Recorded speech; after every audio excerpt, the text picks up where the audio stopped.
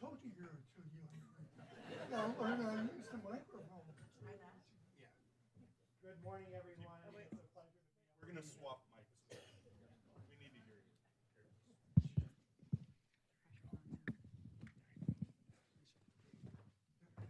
Third time's a charm. It's a pleasure to be here, and I want to thank the board for sure for the opportunity I had to serve the county. It's been an extreme pleasure, and Supervisor Cook, that's maybe why I look young, because of the pleasure it was to serve. Yes. So I've had the opportunity to serve businesses for many years in the county and help businesses succeed. And I've been able to do that because of my leadership. My leadership is here today.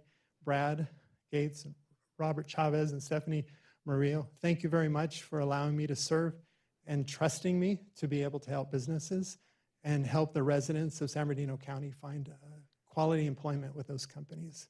So thank you so much. I would love to. Yes, Okay. Yes. So, Who would you like to join? my leaders, Brad, Robert, and Stephanie, and my family. Can we ask his coworkers and family to please join us up here?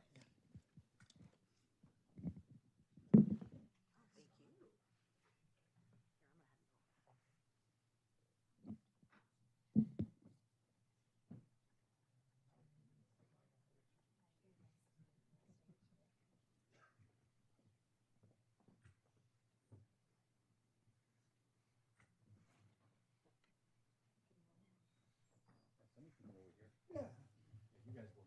I took a shower. You can use the other. Oh, you're fine. No, no, no.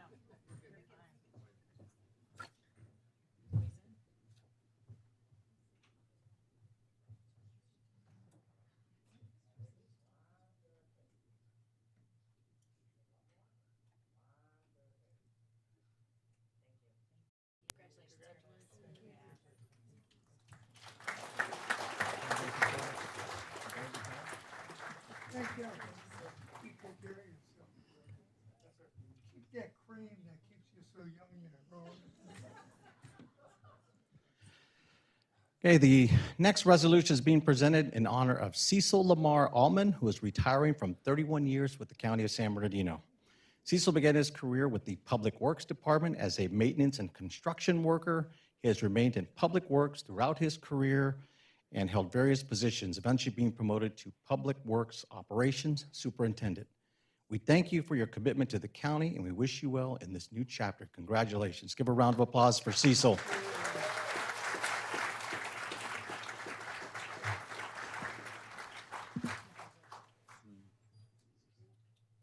Why do you want to retire? No one asked you that. A couple. Sure. There's a lot of people I need to thank for this, so it's been a wonderful 30 years plus. So I just want to thank everyone for the opportunity. It's been a good career. So there's a lot of support, from down. So it's been a good opportunity to work for such a wonderful place. So thanks, everyone. Congratulations. Get a photo here.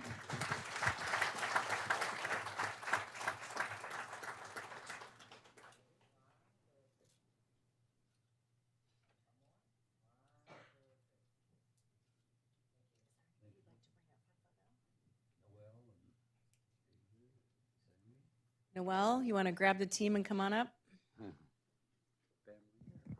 And family.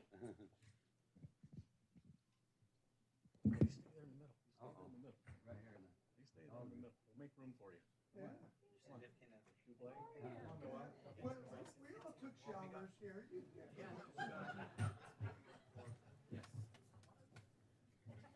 Well, it is once a month. How you doing, sir? I'll take a chance. Good, well, everybody takes a chance. Good thing you're tall.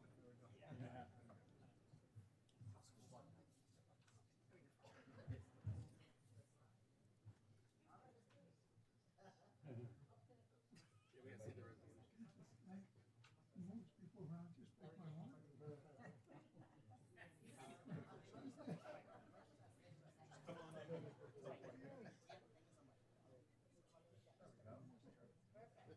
Oh,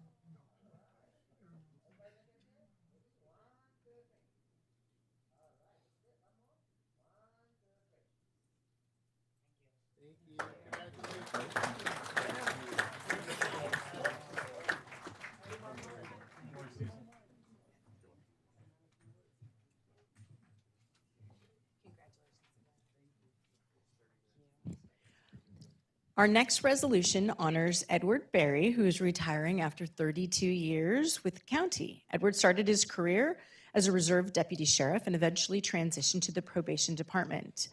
He has held multiple assignments within the department and was eventually appointed to the assistant chief probation officer in 2022. Thank you for everything that you have done for us. Congratulations on your retirement. We're going to miss you.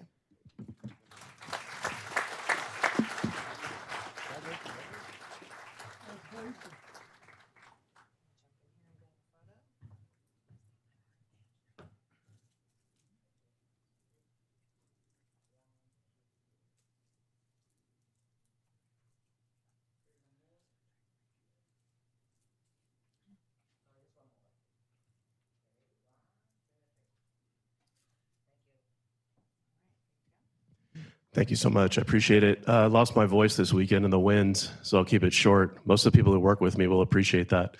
I grew up a military brat, and my father, who was a retired lieutenant general with the Air Force, moved us to Norton Air Force Base, which no longer exists, in 1985. And we moved so many times throughout the course of my life that I never knew what to call home until we moved here. And graduated from San G, went to UC Riverside. And I thank the Sheriff's Department for 1993 taking a chance on me, hiring me as a reserve deputy. Later transitioning to the probation department and found a family to go along with this home. And I thank so much for everybody who's here today.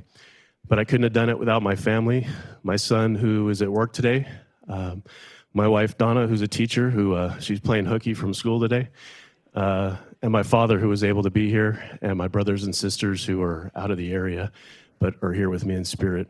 Thank you so much. I leave you just one thought, is gratitude for the opportunity that I've had here to serve for these past 33 years. So thank you so much. Anybody from the department or just family? Okay, can we ask his family to come join us, please? Maybe the department will get a picture outside. Okay, Thank you. I'm gonna have you hold that.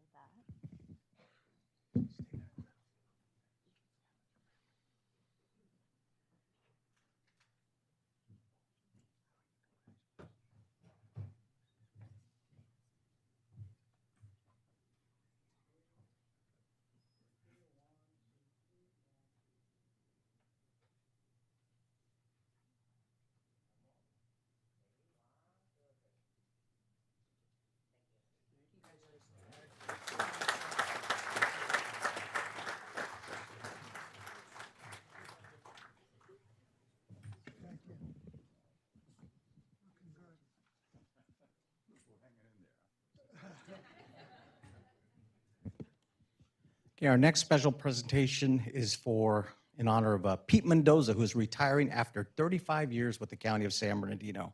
Let's give it up for Pete. Give it up for Pete. Pete began his career with the Transitional Assistance Department as a bilingual eligibility worker, trainee, and advanced through the county, eventually being promoted to the Director of Purchasing. We thank you for your outstanding work you have done for the County of San Bernardino. We wish you a happy retirement.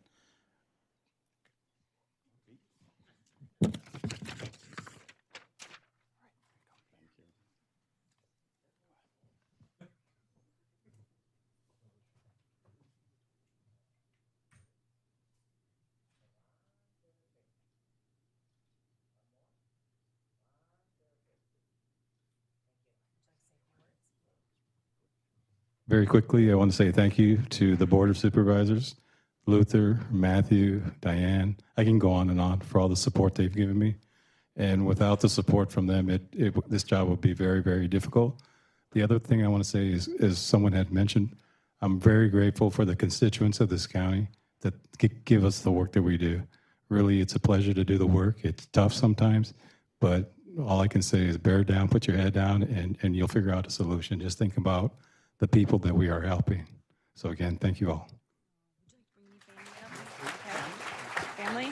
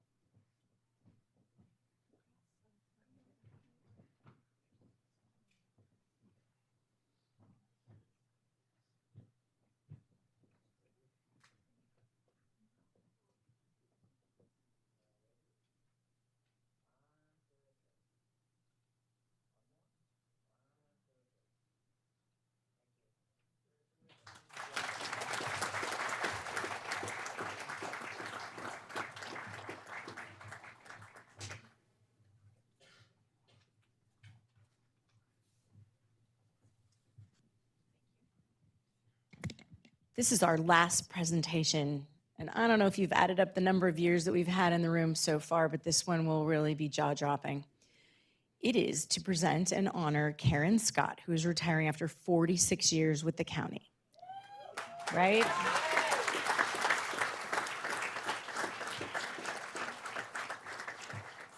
Karen began her career in the Department of Public Social Services as an eligibility worker. She advanced through multiple roles in departments, and in 2007, she became the executive director for First Five of San Bernardino County.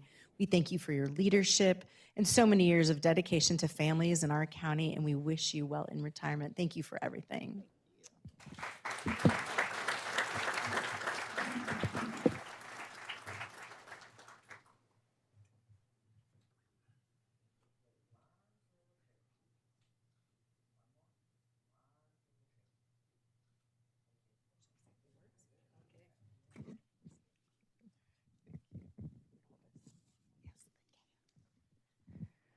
Good morning. Wow, this is it, the last hurrah.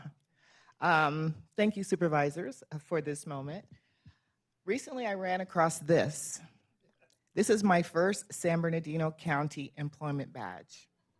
December 13th, 1977. I actually started as a subsidized worker, a CETA worker, for any of you that might remember that. That's how important it is. I'm glad to have all these students here today. For our subsidized work programs. And all I wanted to do when I was in that is get to a job that I could make at least $2.65 an hour, that I could be a regular status county employee with an insurance card and paid vacation. That did happen November 1978. I have been in it since November 1978 and very, very, very happy. Very grateful for my career. I couldn't have done it without great leadership, without mentors, without coworkers, without colleagues, even you, James Lacurdo, without friends, without family. It has been a great, great career. The crowning jewel was when I took over First Five. That was my calling. That was my place. I absolutely loved serving our children and families, and it is with great gratitude that I retire after 46 years. Thank you. Congratulations.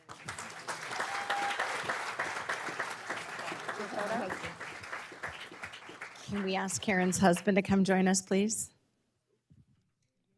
Anybody else? Just your husband. If my team would like to come. I can't count that. Can I have you-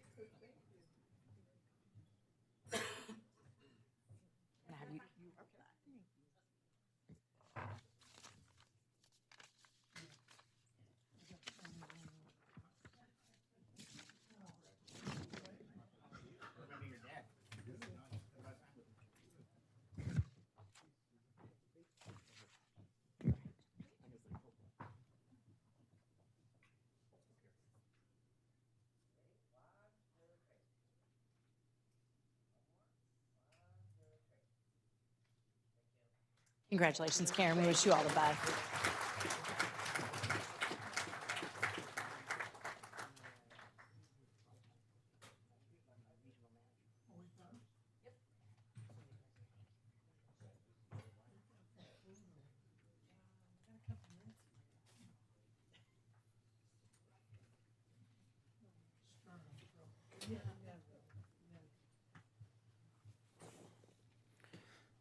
All right, we will now move on to our reports from County Council. Laura.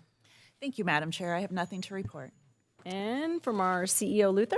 Good morning, Madam Chair. Nothing to report from me either. All right, that brings us to our individual board member comments. Vice Chair Baca. Thank you, Madam Chair.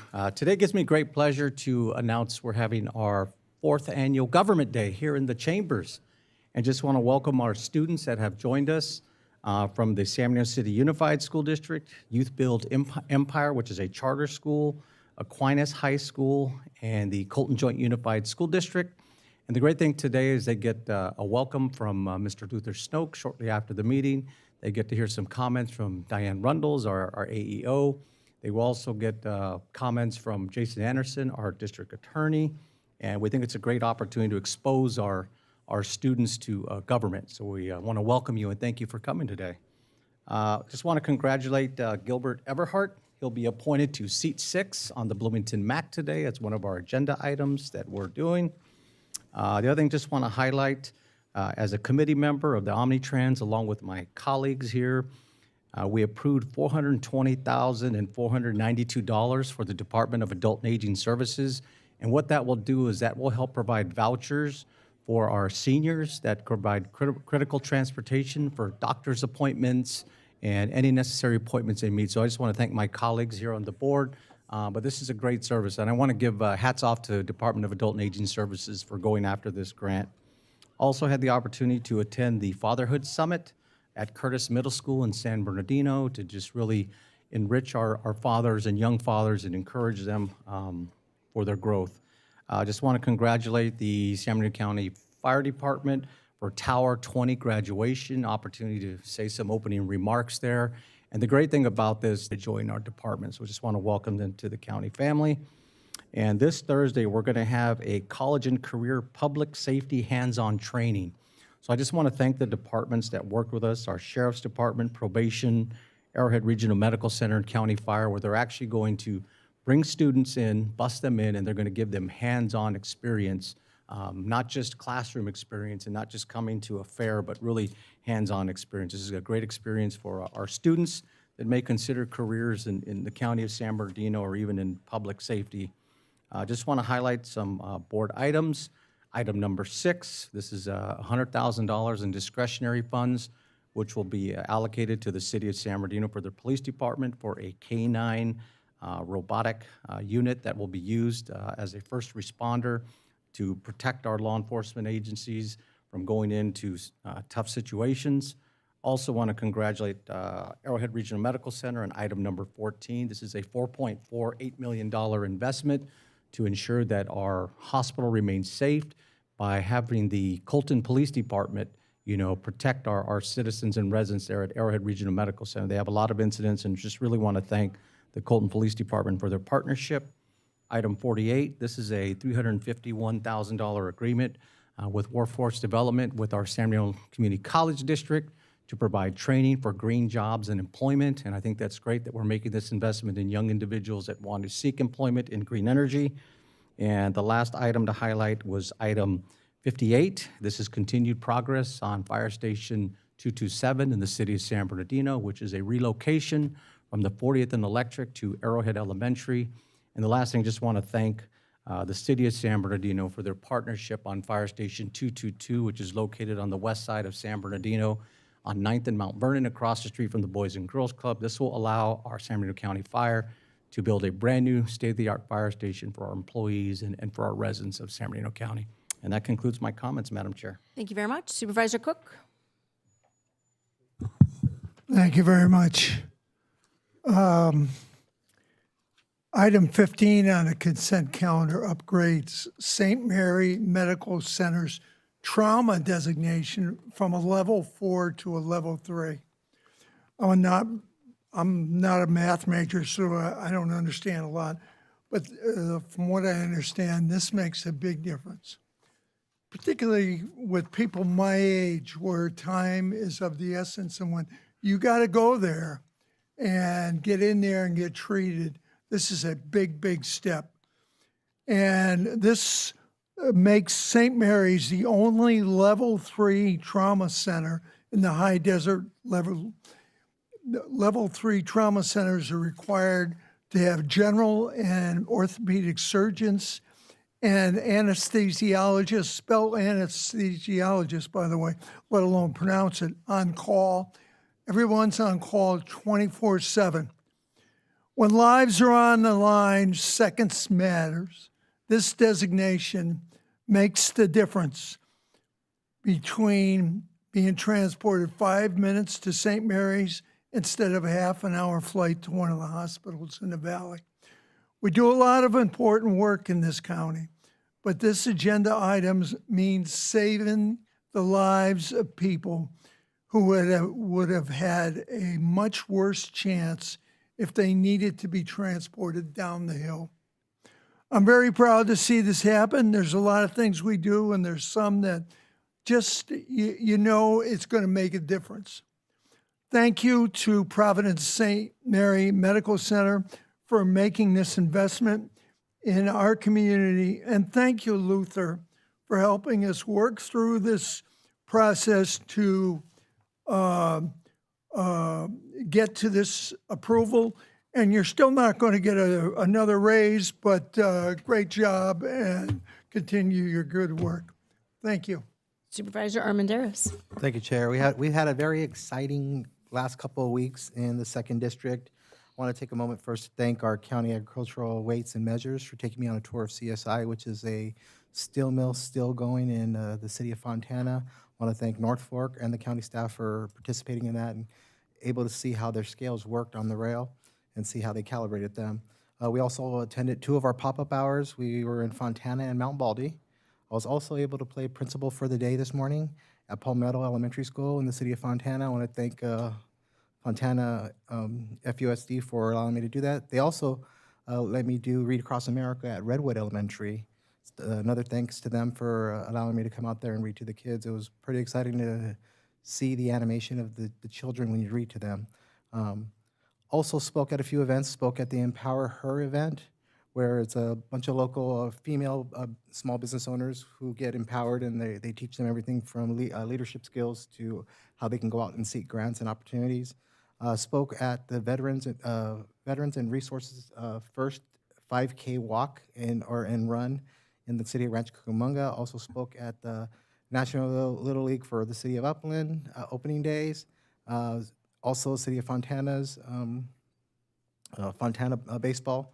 Participated in our ribbon cutting of the Arrow septic to sewer project, which is a project I started trying to move forward to when I first came into office, and now we're finally doing a groundbreaking. So I want to thank county staff for working with me and getting us through that and getting to the finish line where now we're actually going to be breaking ground. Also toured Altamed facilities in Pomona. Over 3,000 of our residents actually go to those Altamed daycares and services that they provide, so I was able to see firsthand what they're doing out there, doing some great work. Also, I was the keynote speaker at Rivers Edge Ranch, their gala on Friday. I just want to thank them for inviting me and allowing me to speak and being able to talk to the graduates there. Also, we were able to tour a few of our discretionary fund programming that we had initiated through the last 3 years, and it's exciting to see the changes we've been able to make and the impacts we've been able to give in our community by just helping them along, giving them that extra push and helping them with programming and helping the nonprofits and the organizations in the second district, and to see that the money was put to a good use and it's bearing its fruit today. Those are all my comments. Thank you very much. Supervisor Hagman. Thank you, Madam Chair. Just a couple quick things. One, item 36 includes an MOU with several of the local cities in the 4th District for the West End Regional Navigation Center. This facility will allow cities into the west end of the county work together on a transformational approach to address homelessness. I'd like to thank the staff and my colleague Joe Baca for helping going through this and the direction from our chair to get us to have this infrastructure being put in. It's going to be a great project. Just a couple of things from other committees. Omnitrans, we have 60 projects recently awarded Measure I funds and for my district. One was the Department of Aging and Adult Services, bus passes for senior disabled. The City of Montclair, Golden Express, which is door-to-door transportation for seniors in Montclair. And lastly, the City of Ontario, they got Ontario Silver Stars, which is also curb-to-curb transportation for seniors and non-emergency medical appointments. I just want to announce the AQMD, we're accepting college students for internships. The deadline's this Friday, so all the students out there, if you get, like you want another challenge, you want to work for AQMD, come apply for that. It's on the website. And then a couple things in the district. One, we delivered our first library book vending machine, or not a library book, just a book vending machine, has been delivered at Chino Branch Library. Students will be able to earn tokens for good behavior, educational milestones, and they could trade in for books. Like put it in there and get a book instead of a piece of candy. And then we also offered a free shredding event this Saturday, March 14th in the city of Montclair from 9 to 12 for San Diego County residents. And then March 21st, we'll be holding a community cleanup for residents in unincorporated area of the 4th District. Contact Land Use Services or my office for additional information. And lastly, we'll be holding another low-cost spay, neuter vaccine clinic in Chino on the 27th. Pre-registration will be opening this Friday, March 20th at 10 a.m. And last time it basically booked up in 7 minutes, so it was very popular. Thank you, Madam Chair. Thank you very much. I would like to highlight an item on today's consent calendar, item number 5. The 3rd district is so unique and large that I have areas that touch many of my neighbors. And part of the great aspect of this job with the 5 of us is that we are very collegial and work well together. And I know Supervisor Armendariz, Lytle Creek comes out of really a community. It is its own community, but Fontana, utilizes a lot of that. Supervisor Cook has Barstow Cemetery, and we've done partnerships together in there. And if it weren't for the partnerships that we have at the board, we wouldn't be able to do great things for our residents. Item number 5 is a partnership with our vice chair today. And the 3rd district touches and has part of San Bernardino County. And so through this funding that I'm providing, it will provide academic support and youth engagement programs to the Hill Community Center located in San Bernardino County. The Hill Community Center creates a safe and supportive environment for children during after-school hours and serves the Valley area of the 3rd District, including San Bernardino, Highland, Redlands, and Loma Linda, as well as other areas. And the funding will support and help create a STEAM lab, pathways, and mentorship program. So it's important to a lot of our kids in the Valley, and I appreciate the opportunity to help serve the broader community. So that's it for me. And with that, Lena, do we have any changes to today's agenda? Good morning, Madam Chair. Yes, we have one change for today's agenda. Item number 63 on the discussion calendar will be taken off calendar when we get to that point. Those are all the changes. Thank you. Thank you very much. If we have board members wishing to disclose a conflict of interest on today's agenda, now would be the time to do so. All right, I will be abstaining on item number 32. Larry Jacinto Construction donated $1,000 to my campaign on May 7th of 2025 and $2,500 on December 31st of 2025. Today's consent calendar consists of items number 2 through 61, and we have a variety of speakers. You will have 3 minutes at the podium on either side, and when the light flashes yellow, that will indicate that you have 30 seconds remaining, and then red at the end of your time. Our first speaker is Jeff Green, who will be followed by Renee Cook.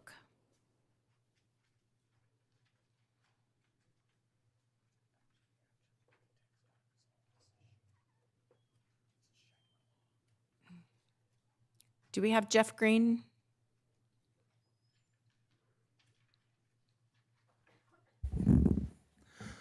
Hi, I'm Jeff Green. I'm with Inland Equity Community Land Trust, and I'm here to just say thank you for putting on the consent calendar the 450 North G Street item. You guys are working to keep a lot of people housed and give them some security and knowing that they're going to be safe, and thank you for that. Thank you very much. Renee Cook, followed by Clarice Davis. Good morning. The correction is Renee Mora. Good morning. I give all honor and glory to God. Thank you to all. Thank you to all the honorable board members here today. I'm honored to be here today on behalf of the tenants at 450 North G Street. Thank you for making the right decision for the County of San Bernardino to purchase our building. We are very, very grateful. Excuse me. We are very grateful and very humbly thankful.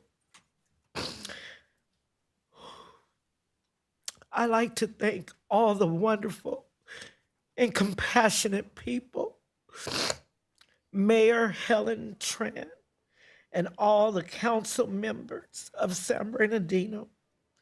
We would like to thank the ACLU, the Inland County Legal Services.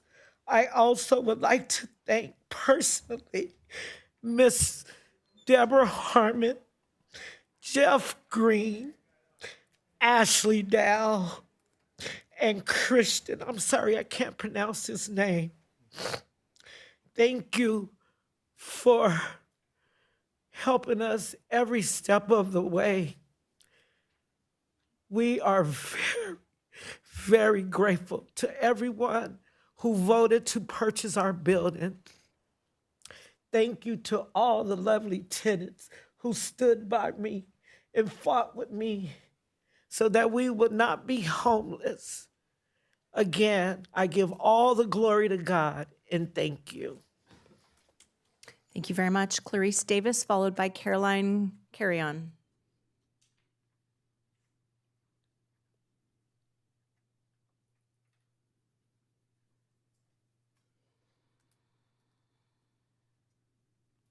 Good morning to all of you.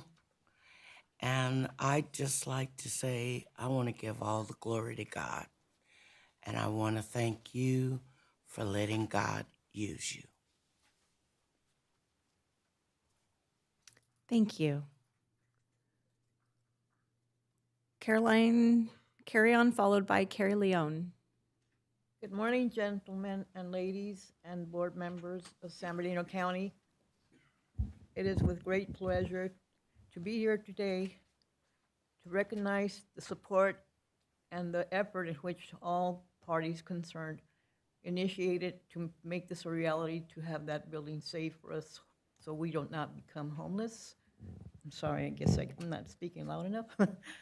Anyway, I just want to say thank you to God for leading the way for the decision that was made for the San Bernardino County of 450 North G Street. I am a participant of that place. I've been here for 78 years, and I plan to be here a little longer, and I'm willing to volunteer in any kind of work that needs done for the San Bernardino County, for it is my home. Thank you so much. Thank you, board members. Thank you, gentlemen and ladies.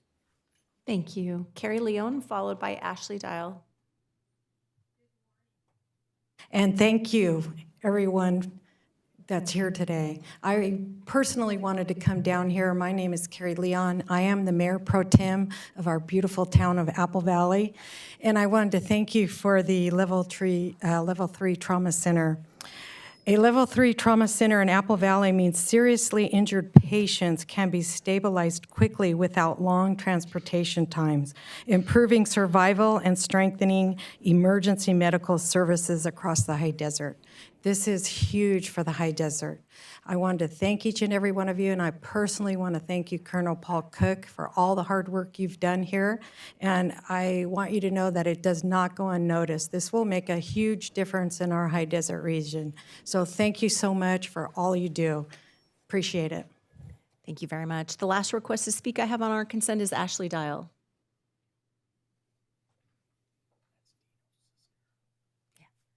Good morning, board. I just wanted to say thank you on behalf of the Inland Equity Community Land Trust, the IE Tenants Union, as a youth leader, as a mother, as an advocate for your guys' fast approach to try to keep families housed. I believe in the first ward, the work isn't over yet. I'm a resident, I'm a tenant of a company called Hightower Bridge. And I hope soon that, not only we keep people housed, but we continue to develop solutions within the county for the residents, because a fire just happened the other day on Mount View, same owner that I rent from, and there's a lot of habitability issues, tenants' rights issues that we're navigating. When the residents of G Street reached out, it was a lot of manipulative tactics, not only that, tenants go through at that place, but all over the city of San Bernardino.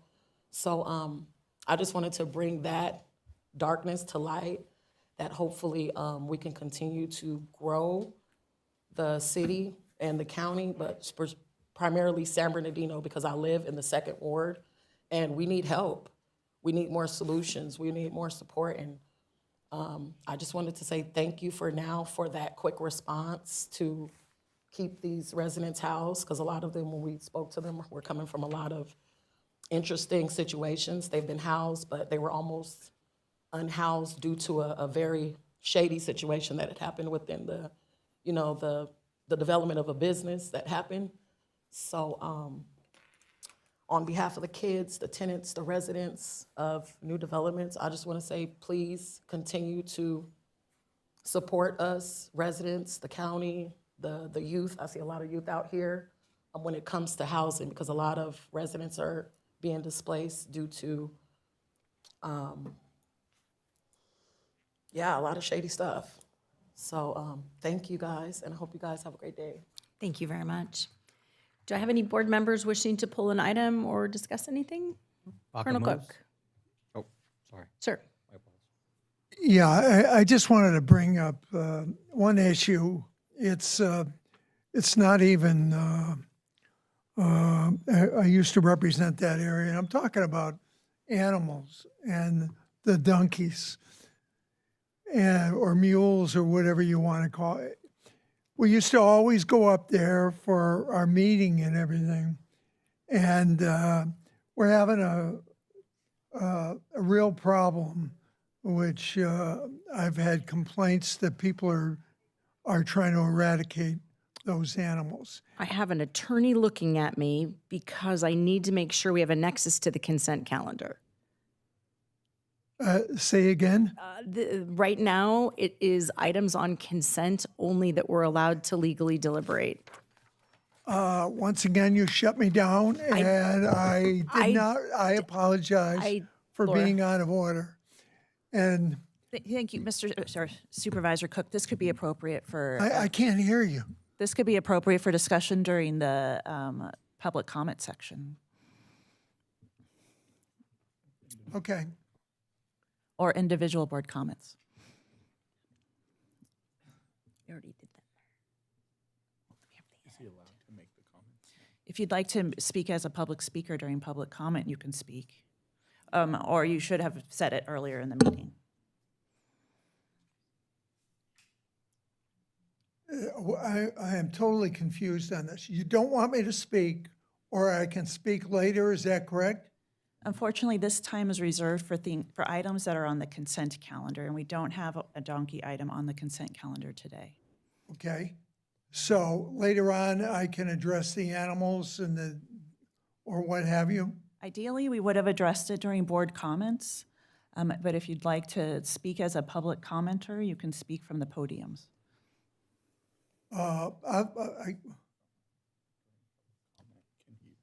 Yep.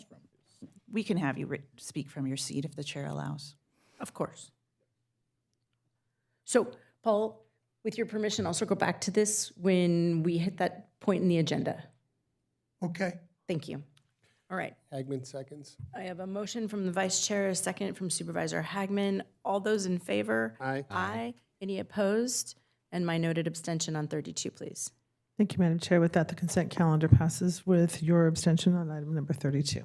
Thank you very much. We will now move on to our discussion calendar, starting with item number 62, which is our countywide fee workshop being presented this morning by Matthew Erickson.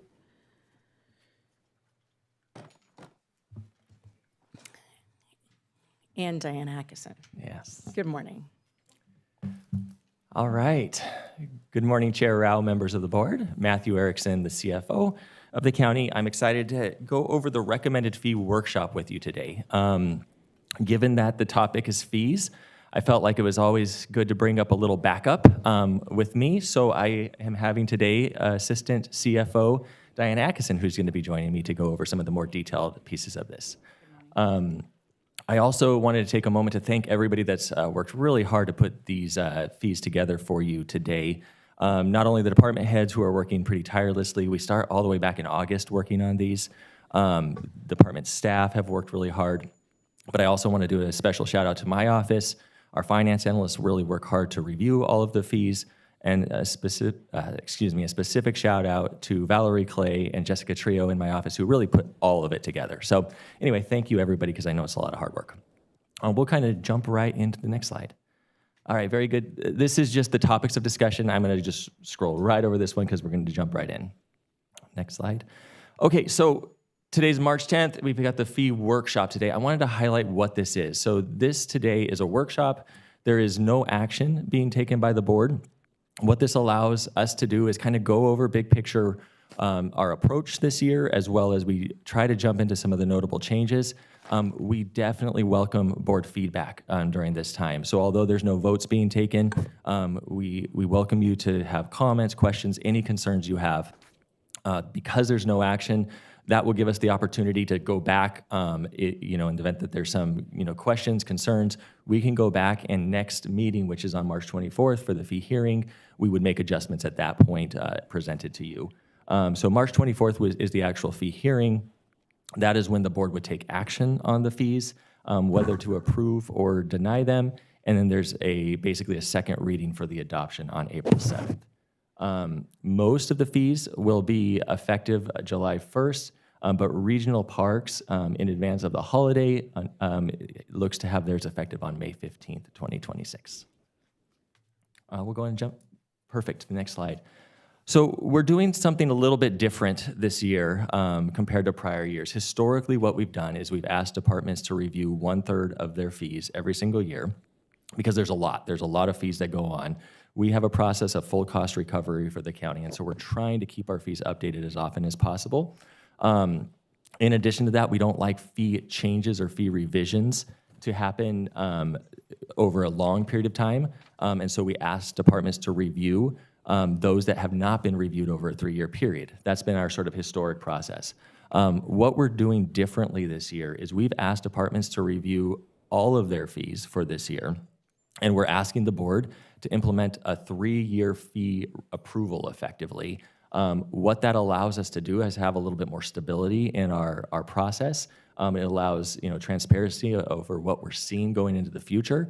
But because this is our first year doing this, we've left some level of discretion for departments to also come back in future years to make some changes. Let me go on to the next slide. As I mentioned, the goal of, under our board policy, the goal of our approach to fees is to do full cost recovery.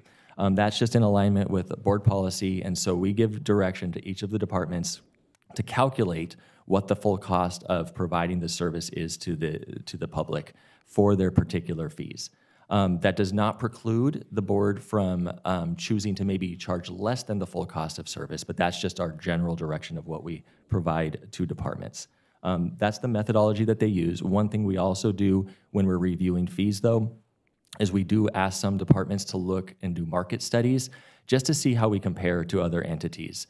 Some fees are more difficult to charge full cost of service, and so we ask to do market studies to see how we compare. Sometimes we find that other entities maybe can do it even cheaper to us, and we try to learn off of those. For this year in particular as well, I mentioned it's a 3-year fee cycle that we're asking to do. So new to that as well as we're looking to have a 3% inflator done every single year for departments that can do that. Some under law are not able to do that. There's specific requirements for some specific fees, but we ask departments to take a look. That will help us keep up to date on the full cost recovery because that's a standard inflationary amount. Next slide. Very big picture. We've got a $10.6 billion budget in the county. And you'll note that fee revenue makes up $269 million, or roughly 3%. Although it's not a huge percentage, it does mean a lot to the departments that are providing those specific services to the residents because it's a viable resource that they have to help them provide the services that they're providing. For this year, we've got a net increase of 20.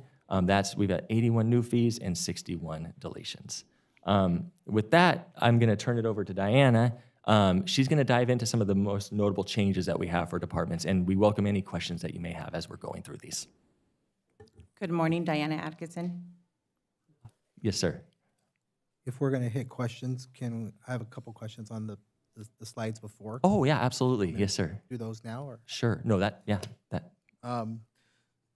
So you said our standard has always been to cost recovery entirely. So currently, right now, are we at full cost recovery or are we behind? If that's been our standard practice. Our standard practice is that we do go to the board each year, and sometimes fees don't have full cost recovery, and we try to make that kind of clear. It's like, hey, this one won't be full cost recovery, so depending on what the board's approved in the past, it may not do full cost recovery.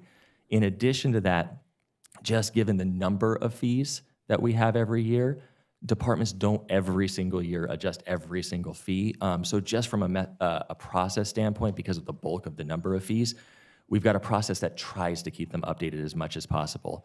So we're always trying to keep that up to date. It doesn't mean every year it's exactly there, depending on board direction. And with the inflator, the 3% inflator that you're planning on instituting, is that going to be till you meet full cost recovery, or is that going to be in addition to? The outlook on the 3%, and we've been looking into that over the years, is that matches inflation. So the goal of that is that you are now keeping up with full cost effectively over the years. But are we going to be doing studies every year and saying, if we have full cost recovery, are we going to do a 1% versus a 3%? Are we going to continue to do 3% every year? At this point, we can evaluate, but the outlook of it is that 3% is like a normal inflationary amount where we often see across the boards that are given every single year that match roughly 3% usually. So it's a presumption that matches inflation. So what we can do though is when people hit those amounts, I think it's worth looking into whether or not that's the right percentage increase at any given year. And that's something we hadn't evaluated, but we welcome that feedback to look into. I would for like sure. to see that evaluated. Yeah, that's So while we're talking on that, though, there seem to be, and I'm trying to pull it up, several places where the fees jump tremendously, but then for the next 3 years, there's no inflationary aspect. It's a 0%. Yeah, and in addition to that, where we've left it open to the departments whether or not they will look to apply that inflationary amount, because this is a new thing that we're doing. Several departments will be looking, honestly, next year again, just to make sure they're developing and learning and understanding, are they doing the right amount? We gave a level of discretion for departments this year just because this was our first year really implementing this change. Yeah, and if I may, so the idea, because as Matthew mentioned, we have so many fees as a county, we have in prior years given instruction to our departments to every 3 years ensure that every fee is looked at. Most departments have been able to do that, but what happens is if you wait too long, especially in years like the past few where we've had high inflation, after 3 years, we see bigger jumps than we normally would like to institute for our public. By adding the 3%, that keeps incremental year increases year over year and avoids these big jumps up after like 3 or 4 years. I don't disagree with that. I just think it's missing in some of them. We didn't require the 3%. We offered it as an option to departments to use as a way to try to pace with inflation. So I think I share Supervisor Armendariz' frustration, at least with some of them in parks. And again, I'm struggling to pull it up. I wish I had two monitors. But when we go and we have such huge jumps and then 0 beyond that, in 3 years down the road, we're going to have the same problem. So, and it does mean that they could come back Yes. next year, and that would be the expectation, is if departments don't use the 3% inflator, we would require them to be looking at a percentage of their fees every year, and then next year they would be bringing updated fees. Even the ones that have the 3% inflator could theoretically come back, say we have a year where inflation jumps more, or the converse where maybe inflation is flat and we don't want to put the 3% in. So just because the board's approving it doesn't mean that departments won't continue to monitor and make adjustments in future years. That's correct. Kurt. Thank you, Madam Chair. And Matthew, first of all, thank you, and thank you for all the departments doing this. I don't know, I think it's been 12 of these I've been through now. And it was different a decade ago when you had all these fees and you had to manually figure out, almost manually, how to divide up your costs of your staff, your time, and what things were costing the departments. With your skill set and knowledge you brought your team with it, I do like the annual thing, because I had the same thing. I'm looking at some of these fees where they grow dramatically from the last time we take a look at it. And it's just now with everything else we have, the tools, softwares, things we should be able to do it on an ongoing basis. I understand the 3%. What I would leave is, if there's a way to maybe just do a CPI index or something like that that's a little more variable versus just a flat 3, so we could justify it. But it also ties into what we do of our costs internally in the departments and how things going up. I leave it more of as a tool to use more administratively if they don't want to come back to a formal fee hearing with a cap, but also look at the flexibility, like Luther was saying, if it's a maybe 1.5 or 2, if it's a low interest year. I mean, obviously the last few years has been quite a bit going up. But I'm also, when you get to these on the next page, is just a pre-comment. When you do a jump from 80 to 250, that's a big jump. Maybe we stagger that out over a 3 or 4 year period. And I've been on the other side for our special districts when we come back and look at road maintenance or something where we haven't changed it in 20 years, and all of a sudden we're way behind and the monies are not there. So the more frequently we look at these, the more get a better handle what's going on, so we can avoid the bigger jumps or the bigger dips. It is my preference if we could do more of that. So I appreciate you ramping everybody up this year, because it's the first time in my over decade here that we've had all the fees at the same time. But yeah, the annual adjustment, hopefully with the analytics that you have in your department now with the sub-departments, should be hopeful to help bounce them around. I'd also like to send some further comments since we're talking holistically, because I think all of us have been apprised and looked at this, the PowerPoint and where we're going with it. You know, some of these fees that are jumping 100, 250%, 50%, like, I guess where my real problem is we have taxpayers who believe that their taxes pay for their services, and we understand that it doesn't fully. But at the same time, you have people who are utilizing parks, shelters. I'll give you an example. The shelters fee went up to $200 bucks, I think, on one. Let me see. And by shelter, he means cabana. Cabana and Yucaipa. It doubled. I can get you the page number because I noticed that as well. And we do have a slide on this one, so that's slide 9. Page number 8. Yeah, page number 8. So when I look at some of these fees here, I'm like, I can go to Great Wolf Lodge for cheaper and get a cabana there, where I'm going to have service given to me while I'm there. I can go to, there's a place in Vegas, I forgot what the name of it was. You remember? Chair, remember? I haven't been there. No, we were talking about how we were looking at The price jail. comparisons. We said there was a hotel in Vegas that had a cabana too, service. This was a conversation in the elevator on the way down. Yeah. No. I remember which one, but there's cabanas in Vegas that are cheaper. There's, I mean, Great Wolf Lodge. I mean, just regular amusement parks That's in the general. Morongo Casino one. Morongo Casino, yeah. Yeah, yeah. So why are we trying to do this fee? And when we looked at it, I understood there was some studies, and it took in LA County, Orange County. Yeah. We're not LA County, we're not Orange County. And the people who are using our parks, we have 42% of our families in San Bernardino County who live under the poverty line. Why are we expending them to a point where they can't even afford to use our services anymore? We have baseball teams who are doubling their fees. This is a direct impact on our constituents. And I don't know if that was ever even taken into consideration. When I look at this, I'm like, I guess what I really want to know is what was really taken into consideration when we decided to increase these fees on families, working class families. When we talk about our developmental impact fees, we're in a housing crisis, a housing shortage, an affordability crisis, and we're going to increase fees to do business. Is this going to make us faster? You know, all these things, these are the questions that I wanted to go through, is because when we look at this, I get full cost recovery. I understand where that method and logic comes from, but not at the detriment of our communities. And I feel like this is going to put us further in debt, and put us in further economic hardship for our communities and for our residents. If we don't need it today, because obviously we've been functioning, I would much rather see something, your 3% escalator with maybe a cap of 10% till you catch up, than having these studies done where we're out here and just feeding people to death. So I have a question more holistically. Sure. I have a lot of these same type of things. I know Assessor Gonzalez was very gracious in helping me understand that some of their fee increases haven't even been touched for 10 years. And so there's like a need for a jump. And I apologize that a lot of us are just kind of tuning in over the weekend and yesterday to this.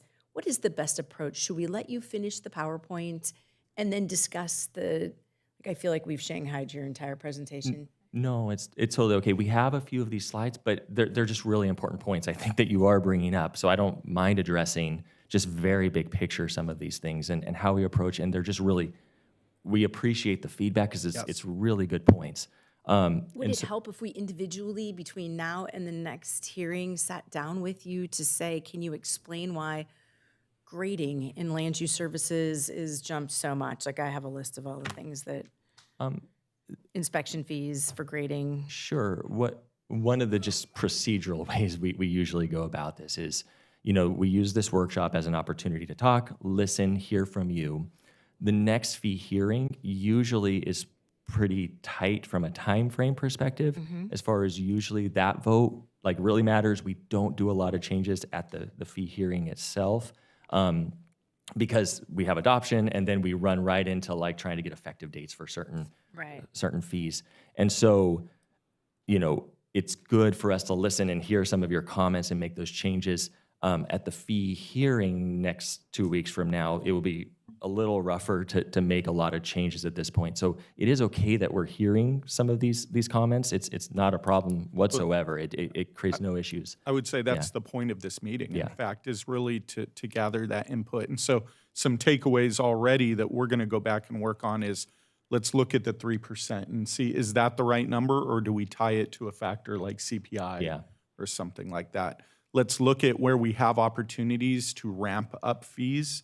Let's take those opportunities and explore that versus jumping them so dramatically. Let's see if we can step those in. Then there's the question that Supervisor Armendariz has raised as far as we tend to, as staff, we approach things from trying to achieve full cost recovery. Can we also look at things from the standpoint of impact on our constituents, on our users of that?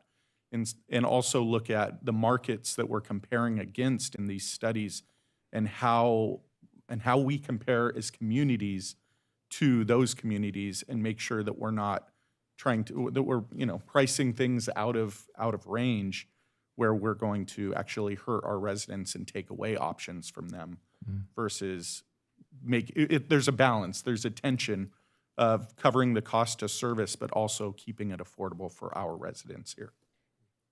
So why do we have, like in building and safety, it's the grading fees on page 45 and 68, why do some of these go up so much percentage-wise? And they're huge amounts. I mean, we've gone from now hundreds of dollars to low thousands of dollars. We were supposed to have been reviewing these fees every several years. And there's a wide array. So we, at some point we can bring up, we do have a slide for land use, but yes, we can have departments come up and explain a little bit. Often it is a matter of sometimes whether they were revised or not over certain. We require a review of fees every 3 years. It's not required to revise based off of the analysis. So sometimes when you get into the detail, there is specific reasons. We can get to those. I'd suggest that we do go over land use, regional parks and land use are two. Can I stay on parks before we go to land use? Is that okay? Yeah, sure. The slides. Just a couple of things, and maybe it's the packaging too. Maybe the cabana rental was $100 or $50 for the cabana rental, and then you paid addition for the swim passes, and now they're combining them. So it'd be helpful in these type of things when something dramatically has changed, where it's a repackaging, or maybe, and I have no clue, maybe the grading thing is now they use some kind of technology to figure out it's compacted a certain way. When there's a substantial difference in what it was before to what it is now because there is a change, that would be helpful to know, maybe some explanation why some of these things jump up too. But I agree with my colleagues. I think it's one of those fine lines, especially when it comes to park, because a Prado Park in my district was one of those things where it wasn't making the money to even maintain it. And as the maintenance went way, way down, less people were using it. So it's just, I kept following each other, and to the point where I was getting complaints of how bad the park was looking. Now, we had to come back with general fund money to reinvest into the park to bring up the standards that we like to be. So that's the fine line of how do we balance that maintenance to keep the parks where people want to go, at the same time keep it affordable. And I like their approach of going out and seeing what else is out there, and also looking at how busy those things are. If the cabanas are used every weekend, all the time, they're booked out solidly. I know that our RV campsites are pretty much booked every weekend. That dynamic pricing where it goes up a little bit more on the weekends because their demand is there, and a little less dynamic during the week where we have a lot of openings to get people to use it more during the week. So we could look at those and kind of defer to it. But I do agree with some of these jumps for like the daily rental from 80 to 280, that's rough. The big jump for the whole park usage. Now, there's two different types of usage too. There are those community events that are really And again, back from my experience with Prado, we had multiple events there a year. It was basically community coming in and doing volunteers. It was Civil War reenactment. There was no money being made there. So as we raised our fees, we basically chased out those events. They're no longer at our parks. And versus a commercial group that wants to rent it out for a concert or a company-wide picnic where they have the money. So I think that flexibility for those fees based on if it's a community group versus a for-profit type of venture makes sense. But if we charge that same community group $10,000 to shut down Prado Park, they'll never have a community group there because they're not going to be able to afford it. So how do we address those type of dynamics where we still want that? Yeah, so I mean, I think, again, you guys bring up really great points.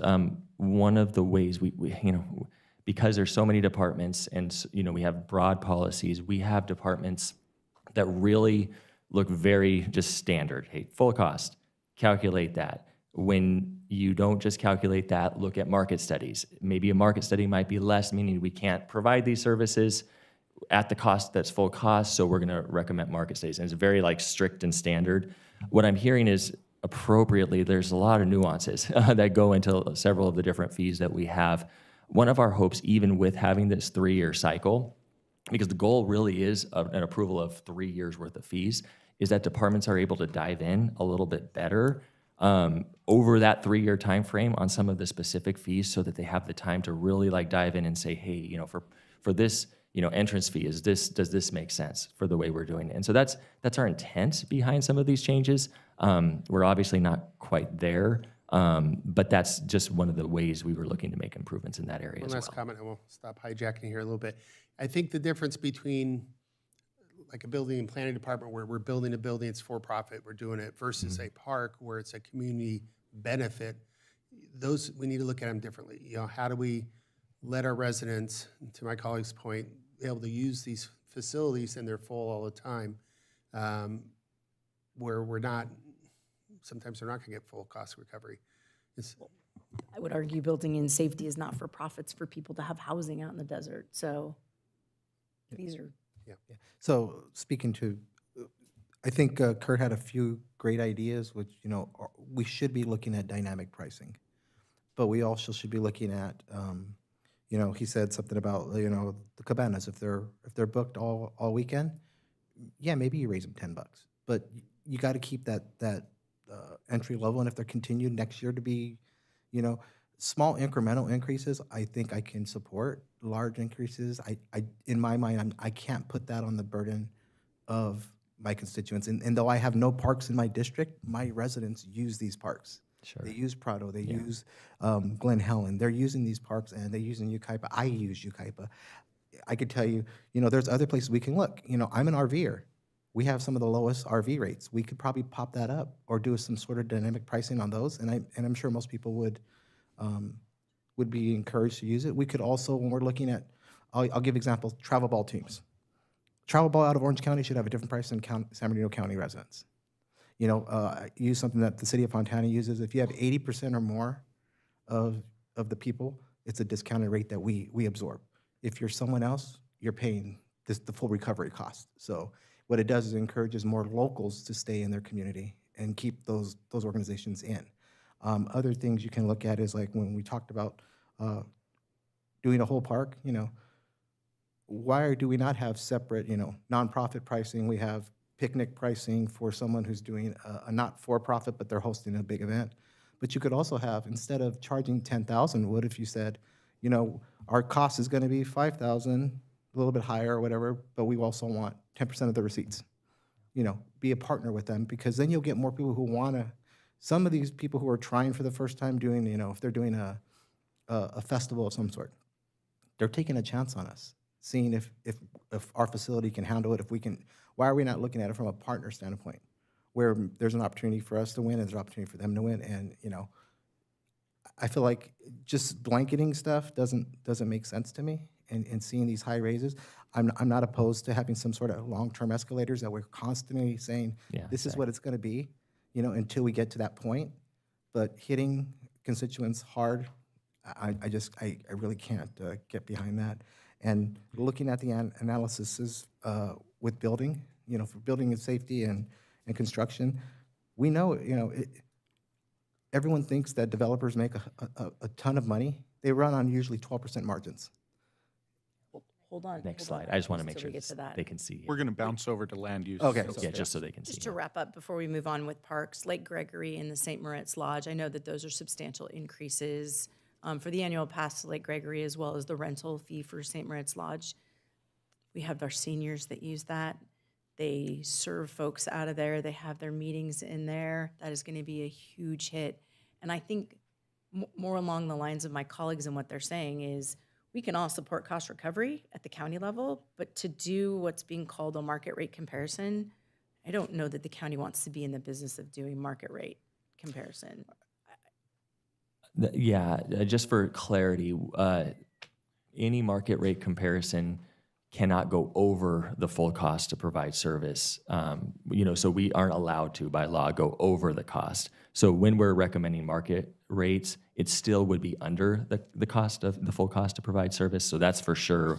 We're not ever looking to charge, and that would be, we aren't allowed to, under the law, go over the full cost of providing service, just as a point of clarity. It just came to my head right now, but when we say full cost, do we have any departments auditing what that full cost actually is to see, is it a true full cost, or are we fudging some numbers somewhere to pay for something here, or doing something, I'm not saying that we could or we would, but I would want to know that we're auditing it so that the constituents in our county are getting true numbers and we're being truthful with them of what that cost for that service is. Correct. If we're saying we're paying for a janitor, well, the janitor covers the whole area. Like, how do we break that up? I guess I want to be educated more on that also. Yeah, absolutely. So that is a process where, yes, departments prepare it. The sort of review part, that is given to my office, and we have a kind of a standard process. What we do is we'll take the data from our budget system, from a staffing cost perspective, and make sure that's the dollars that are being uploaded when we're costing out everything, is like, hey, what are the staff? And then we're just doing a lot of review to make sure the number of units that they're charging, that we're trying to make sure we're getting that correct as close as possible, and that we're getting the estimates of their staffing costs as close as possible, that they're distributing all of those costs appropriately. So that's done in my office, that the review part is happening to make sure that we're not going over and making sure that's happening. And I guess my final comment would be, when we are looking at this, in my mind, I'm like, just giving you where I'm at. 10% is what I believe is substantial. That makes sense. But if we're going to do 15 or 20%, if you came in and said, we're building a brand new X, we're going to hire much more people, give me a reason that I can sell back to my constituents that says, you're going to get better service, you're going to get more service, you're going to get something for this. And I think across the line with any fees, we need to be able to establish what is their bang for their buck. And if that makes sense, I could probably support. But when I see these, I'm just at a point.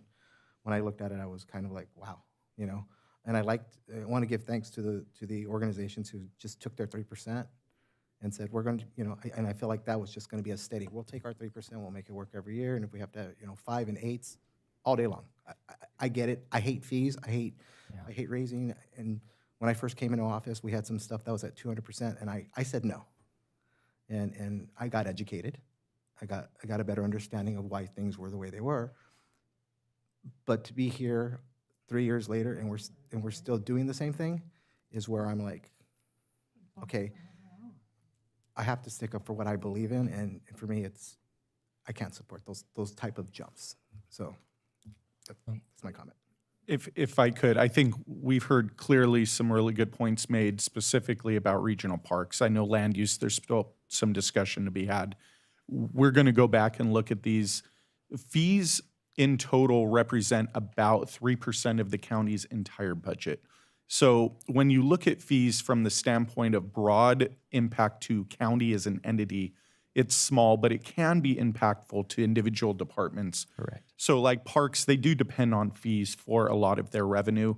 But so we'll look at both of those. We'll take a look at what's being proposed in the next 2 weeks before we come back for the fee hearing. We'll work with the department, the finance office will. We'll look at regional parks. Where can we pull back some of these fees that need to be looked at more closely? it probably is not going to have huge material impacts on the department. But if there are, where there's some needs, we can discuss that later as part of the budget process. Maybe there's some additional funding that could be allocated one time to them to close some gaps, while next year we come back with a different approach. We maybe don't even have to wait till next year. Maybe we can do it midstream, but we'll relook at those. We'll make some adjustments, and what you'll see in a couple weeks at the fee hearing will be inclusive of your concerns. Real quick, I'm sorry for hijacking it. Did we get to emergency services yet? Back a couple of slides. Yeah, we got it. And we can go back a couple of slides. And maybe, yeah, it would be good at this point. We can walk through some of the other, No, I mean, did we pass emergency services already? Or are we coming to it still? we skipped and now we'll go, we never can go touched on it. backwards. Okay. Yeah. So with this one, new fee. Yeah, there we go. Perfect. CERT. Help me understand why. Because in the environment we're in today, we know the big one's going to hit. We should be encouraging, not discouraging. And I feel that if we're going to fee people, they're not going to do the programs. And maybe I don't understand it, but what I, just from a 20,000 foot look at this, if we're going to start creating fees on certs, we should, in my mind, that should be something that we should be paying for, to get people educated for emergency services. I can walk you through this slide. So for emergency services support, they have two new fees. For regional parks, they have the new emergency services use fees. That is when a park is used to support an emergency response, and that use requires restricted access. The proposed rates are $3,000 per day for partial closure and $10,000 per day for full park closure. For the Office of Emergency Services, these new fees are to offset the cost of the community emergency response team and also related community outreach and preparedness programs. While these services aren't specifically mandated, they do directly support the county and our local jurisdictions in preparing for emergencies, responding effectively, and recovering afterward. These uses create staffing and operational impacts, and these fees will help recover those costs and sustain readiness without shifting the cost broadly to the general fund or to the residents who aren't directly driving the service. So if I may, these are in case we have cost recovery from a major disaster. So Yes. it's a point for us to say we do have this charge, so we can bill So we the can state recover. or federal. It's This not, has nothing to do with the training. This has nothing to do with, because when I hear CERT, I was CERT certified. And I went through the programs and we did the shakeout every year and we did all those demonstrations. This will not affect any of that.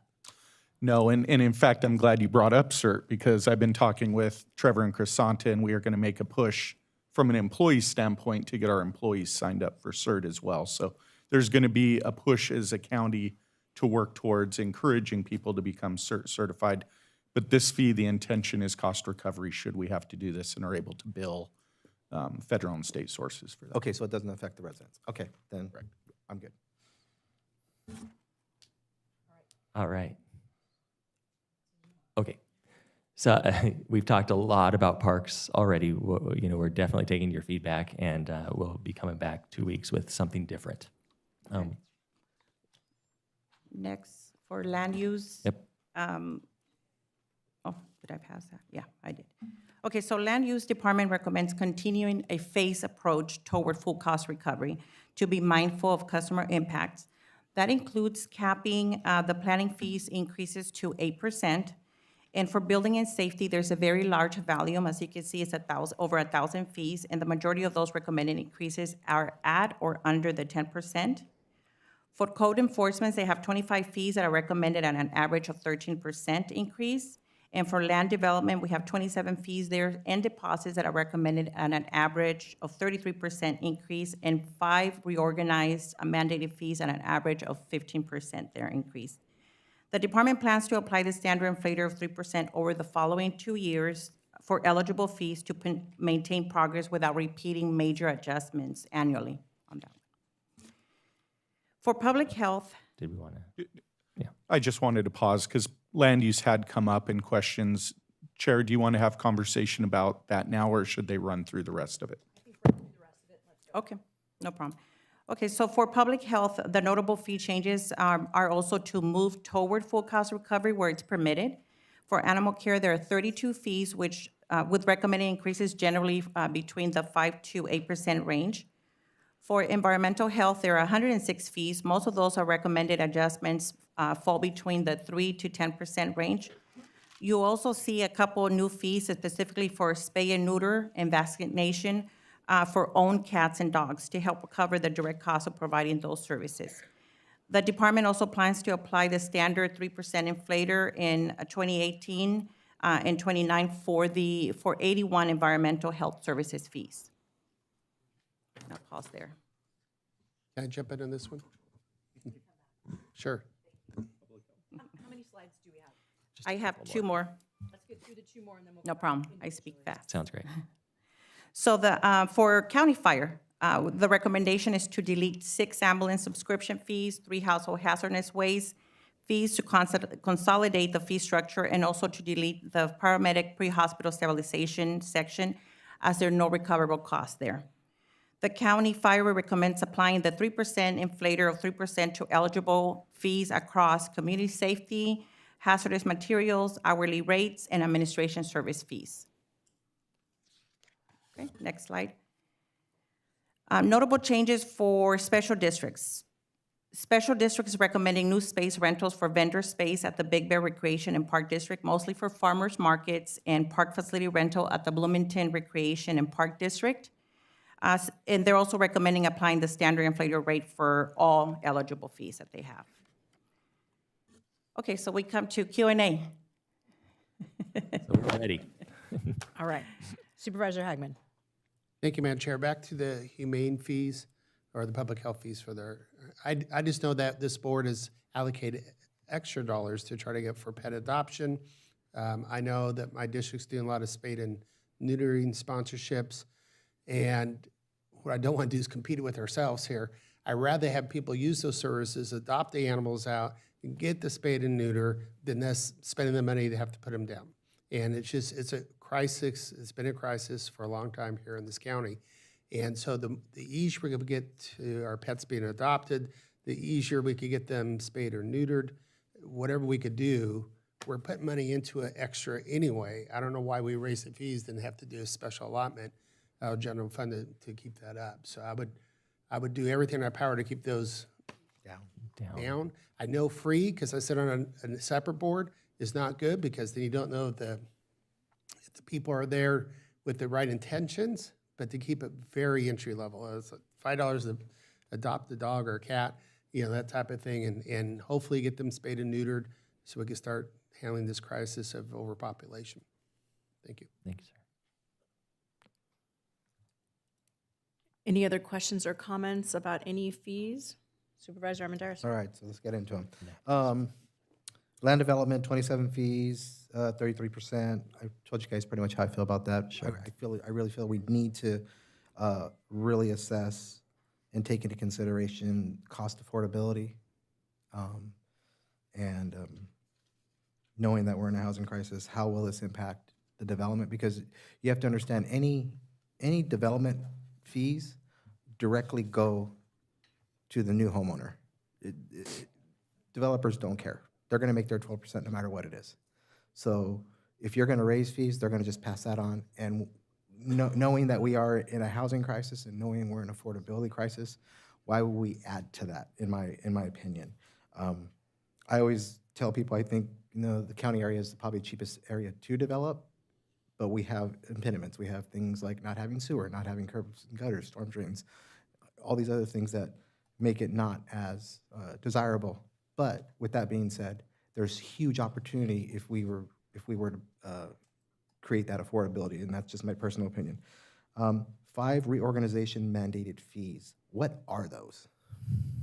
We may need to have Miguel on that one. Yeah, so we may need to bring up Miguel on this one to help answer that specific question.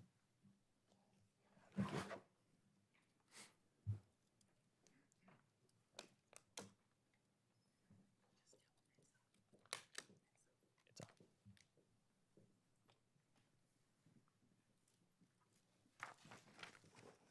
Good morning, board members. Supervisor Armendariz, one of the things that we're doing in land use is, number one, make sure that we comply with directives that are being provided. not only here locally, but also at the state level. The specific item you're raising relate to geotechnical fees that we must consider and address. I believe at the end of the day, how we go about making sure that we're in compliance does not deter away from some of the commentary the board has shared as it relates to how we gradually consider some of these fees that are being presented before you. Okay. I just want to understand what the mandate is, so I didn't understand that part. That's fair. And let me see if I have any more for you. Not really a comment or a comment on this in particular, but it goes back to, you know, if we're going to shorten the time frame from 2 years to bring a project to development to like 6 months or a year, I would guarantee developers would pay that. You know, whatever that fee is, they'd pay it because time is money to them. I think if we're going to look at it holistically, it's if we're going to take money and invest money into being quicker, being more efficient, getting things done in a timely manner, you know, and I know it's a work in progress. We're trying to get to that point where we're pumping them out, but we do have I know we have a huge backload, and you're doing your best to catch up, and I appreciate everything you are doing. I just think that maybe we need to look at it a different way instead of fee impact, but how do we create value to encourage those people to want to invest in the county area? And that's just my comment for that. I don't think I have any other comments when it comes to those ones. Yeah, I'm good with you. So I'm going to go to. Don't move, Miguel. Okay, go stay there. So I'm going to go to animal care. Seeing the fees here. While Miguel's in the hot seat, can I ask him a question? Yeah. Okay. Miguel, I'm on page 80 of the PDF, but actually 63 of the fees book. And this is, it's Exhibit B. It's called Fee Changes, Land Use Services, Section 16.0215, Charlie. And there it is a group called, the fee group is Inspections and Abatements Fees for Non-Mandated.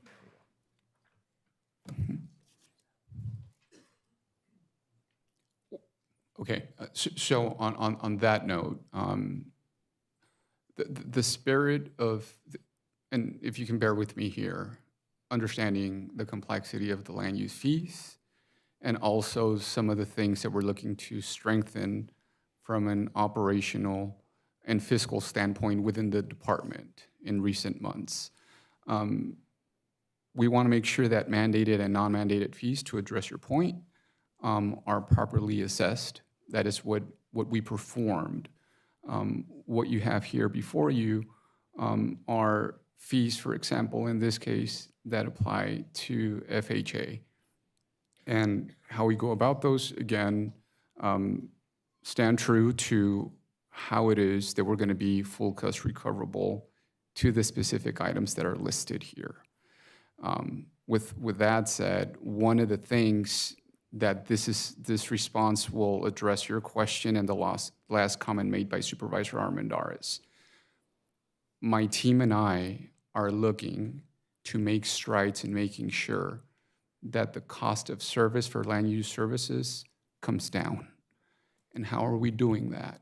We're doing that by making sure that we properly assess our operation expenses.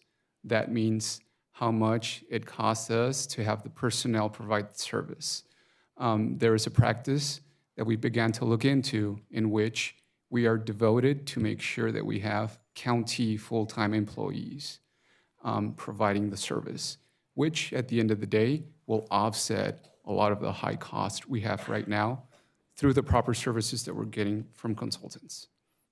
So aside from the assessment that every department in the county was tasked with, we are also looking and providing alternatives that will precisely bring that cost down. And we have a lot of things to consider here. Mandated fees, in which sometimes there are policies we can follow here locally, but other policies that come from the state that do impact that cost of service. So I'm trying to cover as much of what I've heard today as it relates to us, but Chair, please. So this is not your fault. Our Land Use Services Department is in a state of transformation and improvement. and our end users have experienced frustration in the past to a great extent. Frustrations with the system, frustrations with lack of response or inconsistent responses. It is challenging when you don't even introduce the idea of fees with all the problems that we have had historically. And now we're gonna like really hit them with increased fees. And I'm not sure that the end user has noticed the transformation that you are working on yet. And is this the time to do that with a lot of these fees?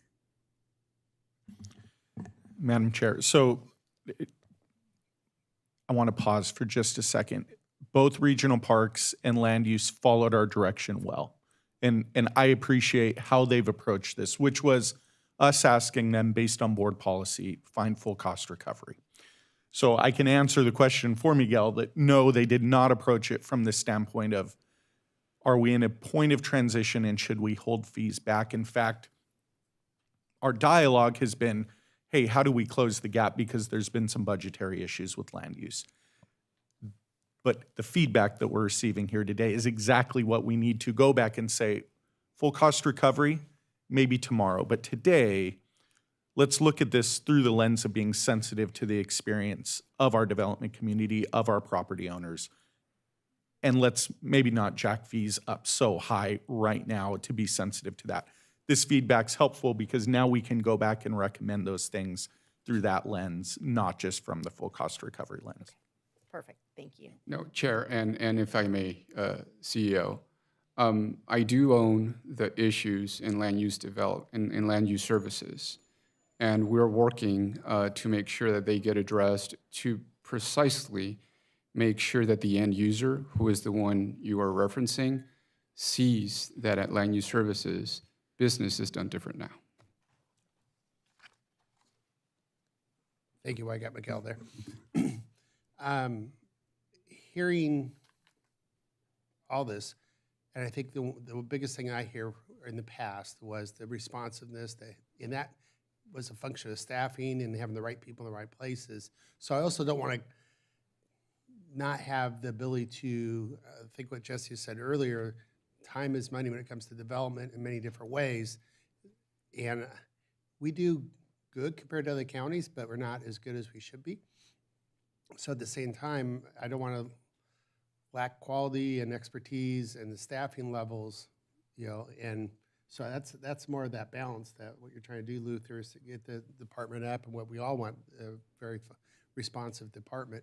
At the same time, keeping the fees down because right now nationwide with the interest rates higher, it's harder to keep that development going. So a lot of these things, maybe it could be a policy that we set the fees, but also waive part of it for a period of time until standards come up, and then we could get the report and put it back in. So there's things like that, or if there's crisis, like at the animal shelters, we could put the fees in, but waive the fees by policy for a while because that becomes a board priority. There's different ways to nuance that as well.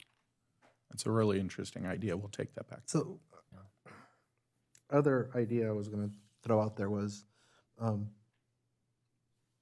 let's try to stick to a small escalator, but it's consistent. Whether it's a yearly escalator of 7%, 8%, until we get there, 10%, whatever. Under 10 is my opinion, but whatever we discuss as a board will work out.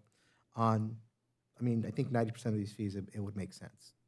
And be sensitive to what we're actually putting out, what the project that we're putting out. And when it comes to land development, I would be supportive personally is maybe we need to give land, and I don't know if this is the right terminology, but maybe we need to give land services, instead of jumping those fees, give them some sort of loan to get to the place they need so they have the ability to do their job the way they need to, and then know that we're going to cost recover that back to the general fund down the road. In my side, I'm just kind of thinking out of the box of maybe we use general fund to help get those people in place, make it where it needs to be, so that we show the end user that there is a benefit to coming to San Bernardino County, and we figure out a way to get that back, but slowly and gradually, not creating a huge impact on them. What I would define that as using one-time discretionary general fund to provide like a bridge to land use to hold fees below full cost recovery, but not give them ongoing discretionary general fund. So we would just bridge it over the period of time while we increase fees until they sustain. And knowing that those monies are going to go to improving service and getting them staffed up with the right staff. I mean, it's going to be hard, honestly, like finding good planners and getting the right planners to come in. And, you know, I think we need to be looking at also, and this is going to suck for the conversation, but our planners are some of the lower paid throughout the county. We probably really need to be looking at studies for what their values are, because we don't get them because they're getting paid way more money in other places. Riverside counties, Menifee, a lot of the cities are paying way more than we do. So we may have to have some sort of study done to see how competitive we're going to be. If we're really going to try to bring in that top talent, it's not going to be cheap. And so, I mean, those are the discussions we're going to have down the road. I'll leave it at that. The next subject was animal care. Good. Thank you, Miguel. Thanks, Miguel. Animal care. Okay, animal care. I agree 100% with my colleague here, Kurt Hagman. It's a huge problem for us. Feral cat issues, I'll use that as one of the top ones. You know, feral cats having the ability, I personally have funded probably 50 or 60,000 out of discretionary to make sure that my constituents in the second district have these things available to them. And, you know, it says new fees for spay and neutering. What is that fee? Like, what's the cost that we're going to be? Because, I mean, do we know what that actually fee goes up to now? We may need to bring up is Jonky to answer that specific. Some of the seaworm. No worries.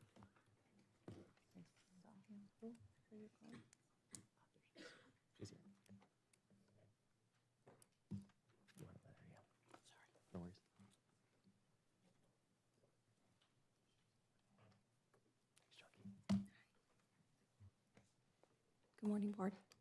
Hello. I'm sorry, I missed the question. The new spade and neutering fees, what's the actual vaccination fees going to be? And what were they prior?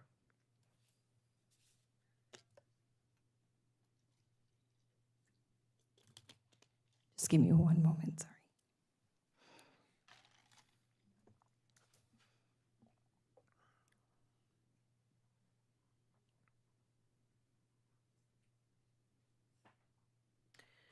While she's looking that up, I have a similar comment and thought as it pertains to one of our next agenda items with solid waste. We raise our gate fees for self-haulers, and then illegal dumping costs are on the rise with code enforcement. So it's one of those same type of things that we need to be conscientious of with regard to animals. And I think, not to jump too far ahead to reveal our, I'm talking about fees in this item, though. yes, fees. I think you'll be pleasantly surprised with what we've done with our gate rate. I don't think you'll be surprised, but we'll be able to reiterate some of the concerns you're raising here and what we've been able to do in solid waste with the gate rate as a result of how we've approached that. So Jonky's still looking through the dollar, but Josh has a little bit more background on just the fee itself and kind of their thought process. Good morning, board members. Josh Dugas, currently the acting director of behavioral health, but I know a little bit about public health also. Just a little bit. A little bit. So to address a couple points, these spay and neuter and vaccination fees are new. I apologize, I don't have the dollar amount off the top of my head, but what they're designed to do is they are actually reduced cost compared to what a normal veterinary clinic would charge. And with the addition, your kind allocation of dollars for the mobile unit and the anticipation of having a veterinary clinic in our new Bloomington Animal Shelter coming soon, this will allow people who own pets to come and receive a reduced cost spay and neuter or vaccination appointment, thus encouraging spay and neutering at a lower cost. We'll still have the free events that we're currently having. This is an additional resource. And then our vaccinations are also reduced, helping protect the health of not only owned pets, but the pets they may interact with. Supervisor Hagman, to your point earlier, you mentioned that we should be encouraging adoptions. I want to thank the board again for I believe it was last fee cycle, we reduced the dollar amount for adoptions to $10 for cats and $20 for dogs. And you were also kind enough to allocate additional dollars, so those adoptions are currently free through the end of the fiscal year. So This is not a service that's designed, it's not mandated, and it's not designed to take from residents. It's actually a value add for residents. And I guess that's what I was getting to. What I'm hoping for is if our fee is going up, then that's where I have an issue. But if we can offer it cheaper, I mean, even if we become the standard for what it should look like as far as, I can tell you what a feral cat costs. It costs $235 if there's no complication.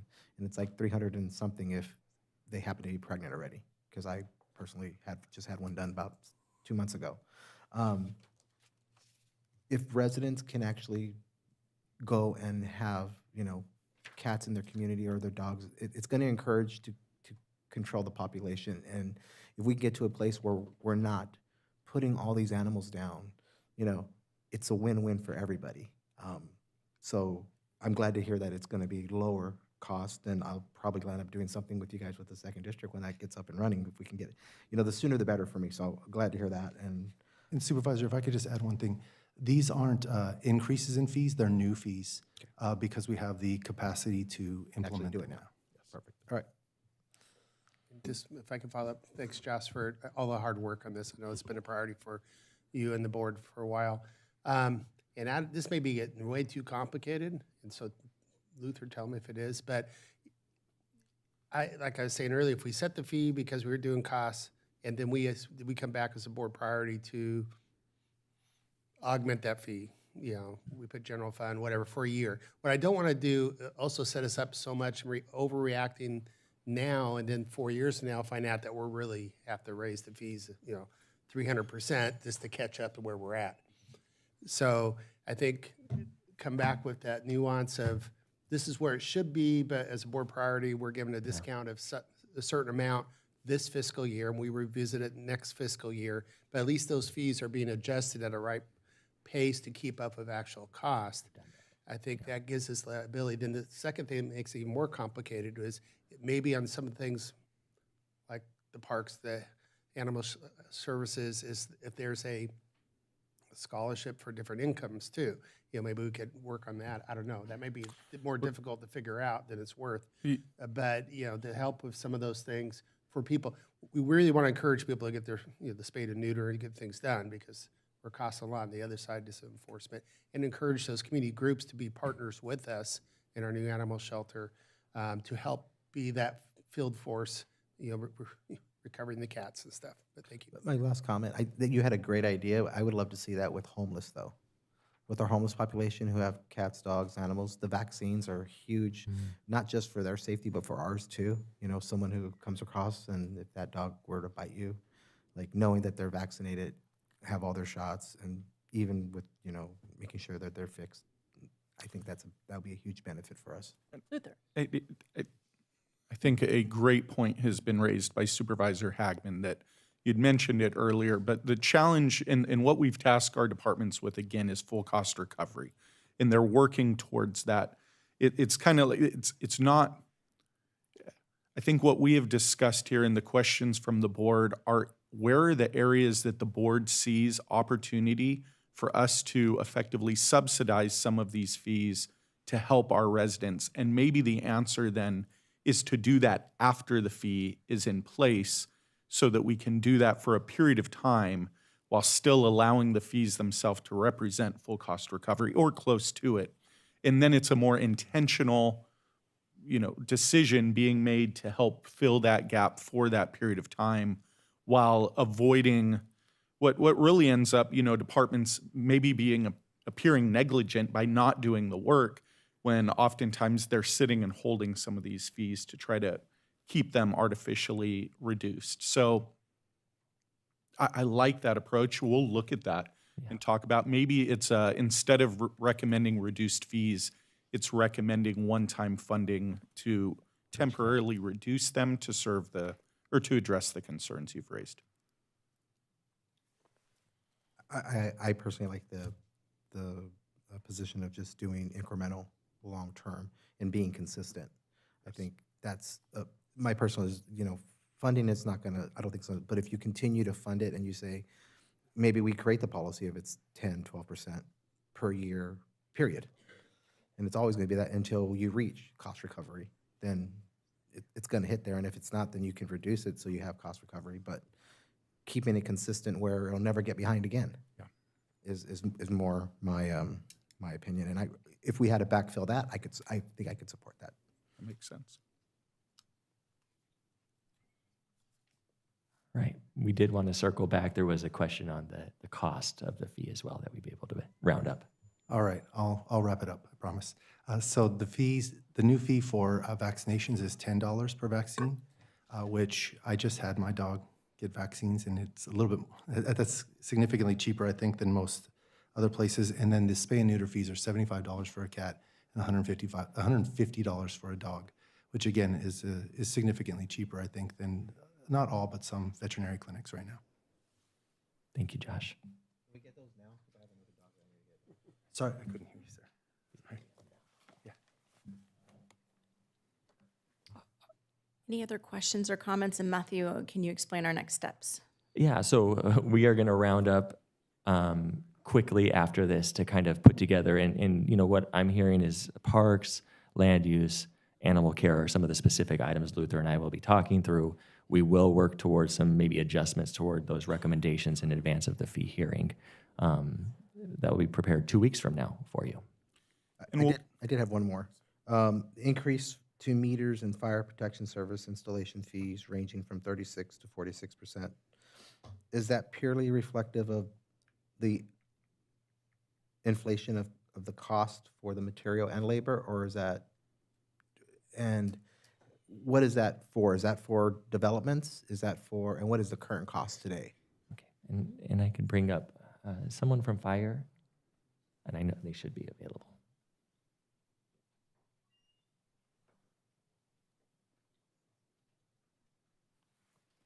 Sorry, and we have overflow today, so they may be coming from a different room. Here's Corey.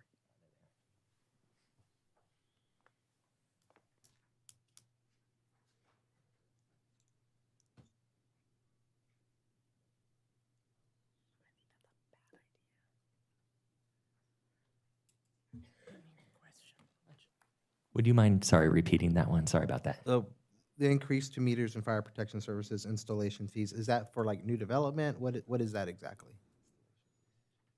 That page 13.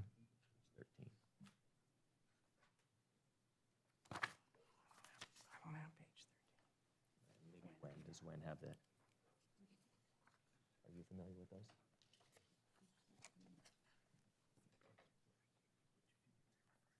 Fire inspection. Yeah. Page 13. Apples to apples. Unfortunately, I don't have that level of detail here right now. I think We may need the to- next fee. Is it the next slide? Oh, gotcha. Is there anyone here from Office of Fire Marshal right now? I don't think so. Meter This- to fire protection.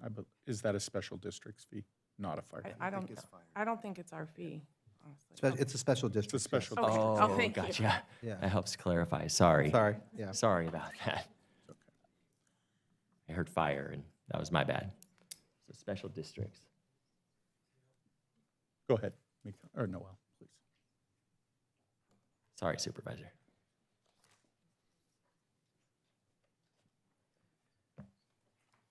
Good morning. Noel Castillo, Public Works Director, and it takes a village today, so I have some of my staff to help answer the question. I apologize, because I wasn't paying attention since we thought it was a fire fee. What is the question? The increase in meter and fire protection service installation fee, the range is 34 to 46%. It's reflective of material costs. Is this for like what is it for? New development, replacement? Like, I'm trying to understand it. New connection, right? So it's new connections, and what's the current number on that? Current cost. Current cost. Current fee. This one here. Oh, it is those? Yeah. All right, so there is a range there, and you see it in the column. So it ranges from $8,000, and it's going to $10,000, so that's a 33% increase, and as low as from $142 to $243. And this is for new development, right? So goes back to where, utilizing CFDs and stuff like that. These are all part of new development. How's this going to impact the bottom line for making houses affordable? So I just want to circle back to where my logic is. You know, are we helping the crisis or hurting the crisis when we're looking at these fees? Special districts are unique in that they're self-sustaining, generally without any general fund support. The board obviously can make a decision to provide support to a special district, but the intention is that they're able to recover their cost and sustain their water systems in order to provide that service. But again, that's a policy decision by the board as far as how they would like to approach that. That's all, Great. Any other comments or questions? All right, so we will be done with this item now and look forward to the fee hearing. Thank you very much. Thank you. Excuse me, Madam Chair, yes, before we move on, if I could please go back to the consent calendar vote, I just would like to confirm for the record that each supervisor voted aye, and that noting your abstention. If I could confirm each supervisor voted aye? Yes. Aye on the consent calendar. Okay, thank you very much. I appreciate that. Thank you for the.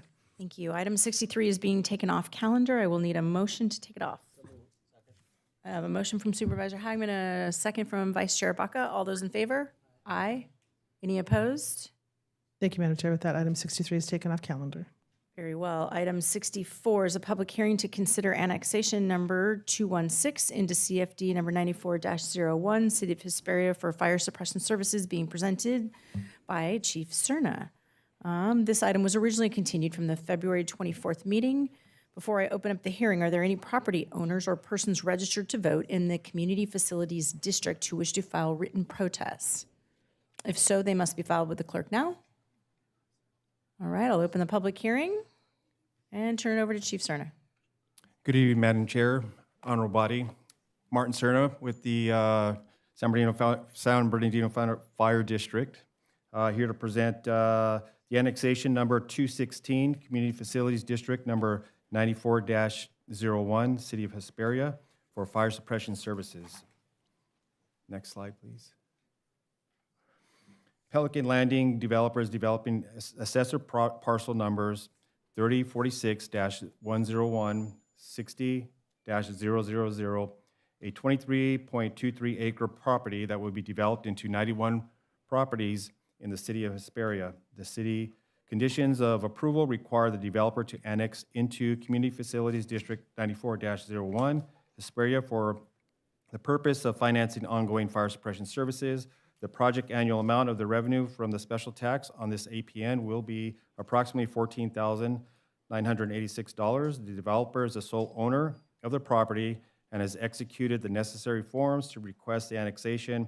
And in order to expedite the approval of annexation, waives mailed ballot voting and election-related requirements. Next slide, please. Are there any questions?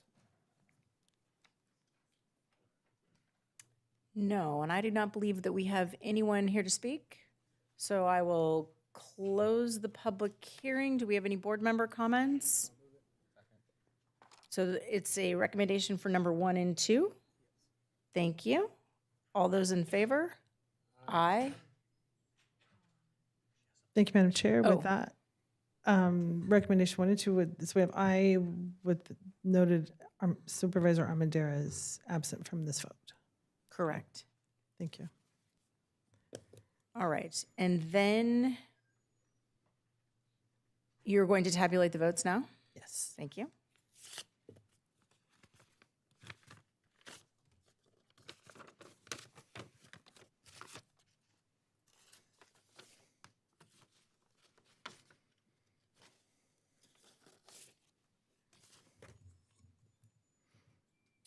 Thank you, Madam Chair. The results of the election being in favor of the annexation of parcel 30461016000000 into Community Facilities District 94-01, the board may proceed with final action.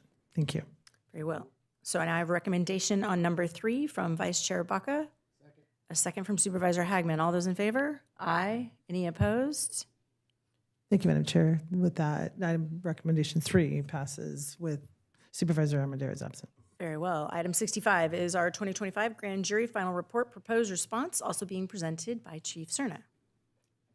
Good morning again, Madam Chair, Honorable Body. Martin Cerna with the San Bernardino County Fire District, here to present the final report for the 2025 grand jury. I'll begin with the slides. Can I get to the next one, please? I'll be going over the findings as well as recommendation and providing a status update for each one of the findings. Grand jury finding F1, maintenance personnel must travel between 2 maintenance yards and separate parts warehouse causing delays. The grand jury's recommendation is to consolidate the 3 locations.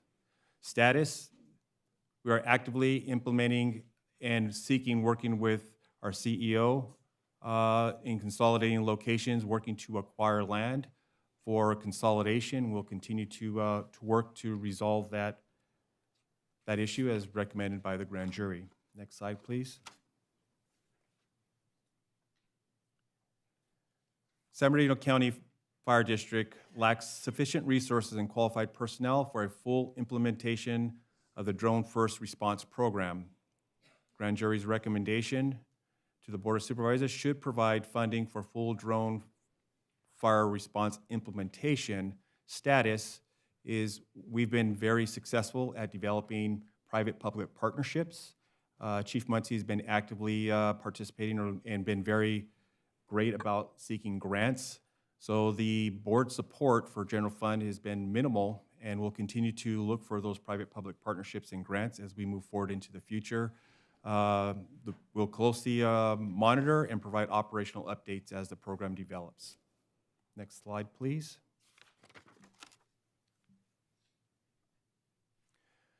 San Bernardino grand jury finding F3. San Bernardino Fire District does not provide competitive incentives, causing new recruits to leave for other agencies. Increased initiatives to retain firefighters. This last fiscal year, we've implemented or developed a 4-year labor agreement with Local 935. It's been highly successful. As you shared, Supervisor Baca, this last week we graduated 56 recruits that have been deployed throughout the fire district.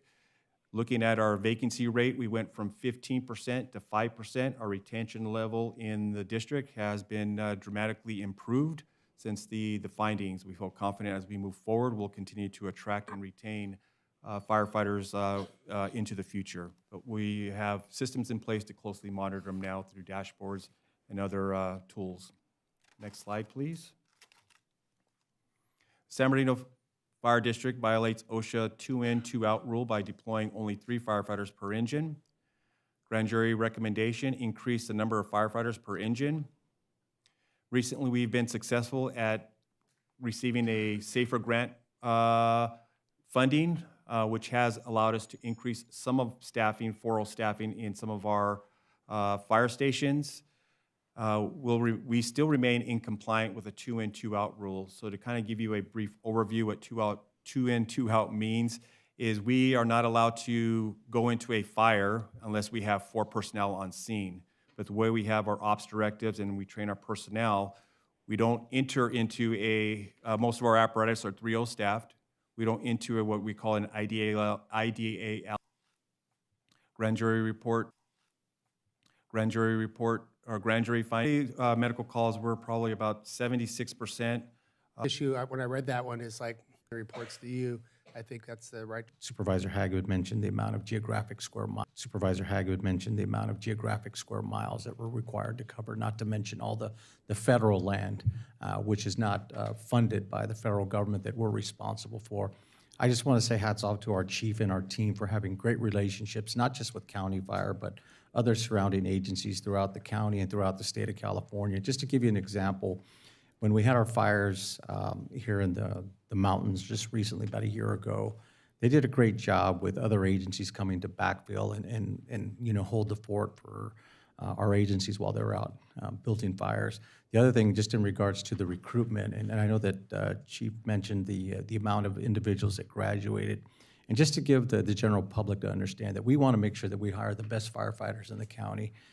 It was approximately 600 applicants for 56 firefighters. So that's a long, tedious process.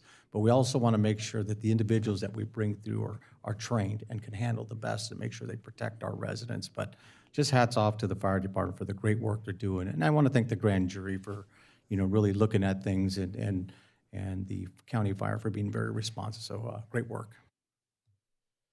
Thank you very much. Any other questions, comments? All right, thank you very much, Chief. Move to adopt.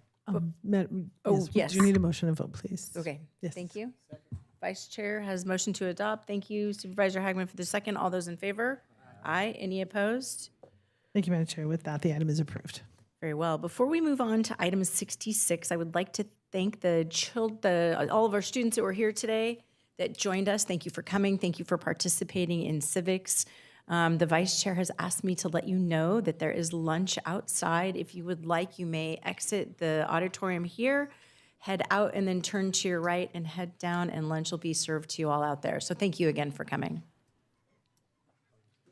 And while they're leaving, we will prepare for item 66. If any supervisor has a lunch that they have brought today and would like to move to the back to eat it and listen to the meeting at the same time, you're more than welcome to do that, and we'll just all come and go as long as we have a quorum of 3 here at the dais. 15 minutes.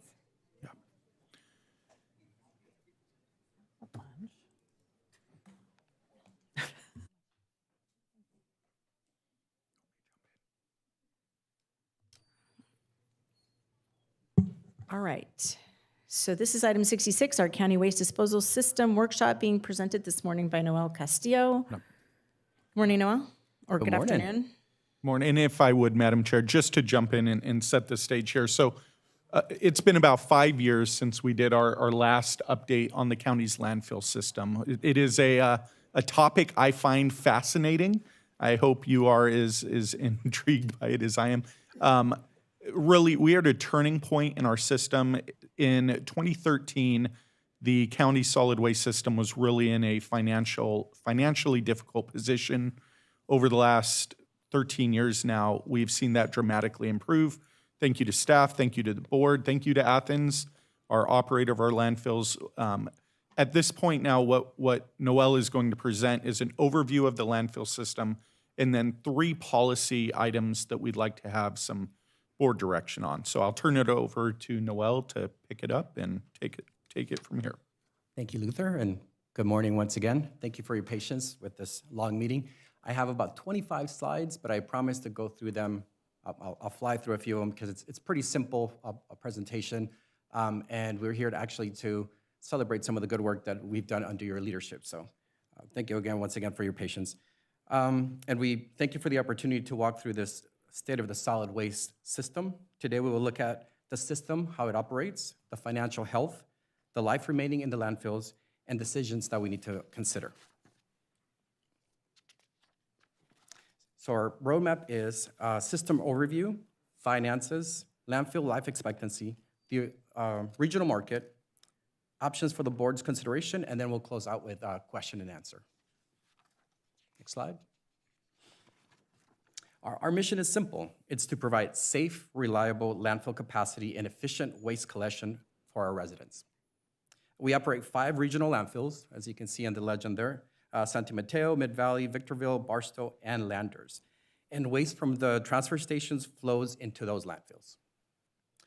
We are kicking off a full update to our solid waste strategic plan, and we have a strong system, and your feedback will inform the process. Next slide.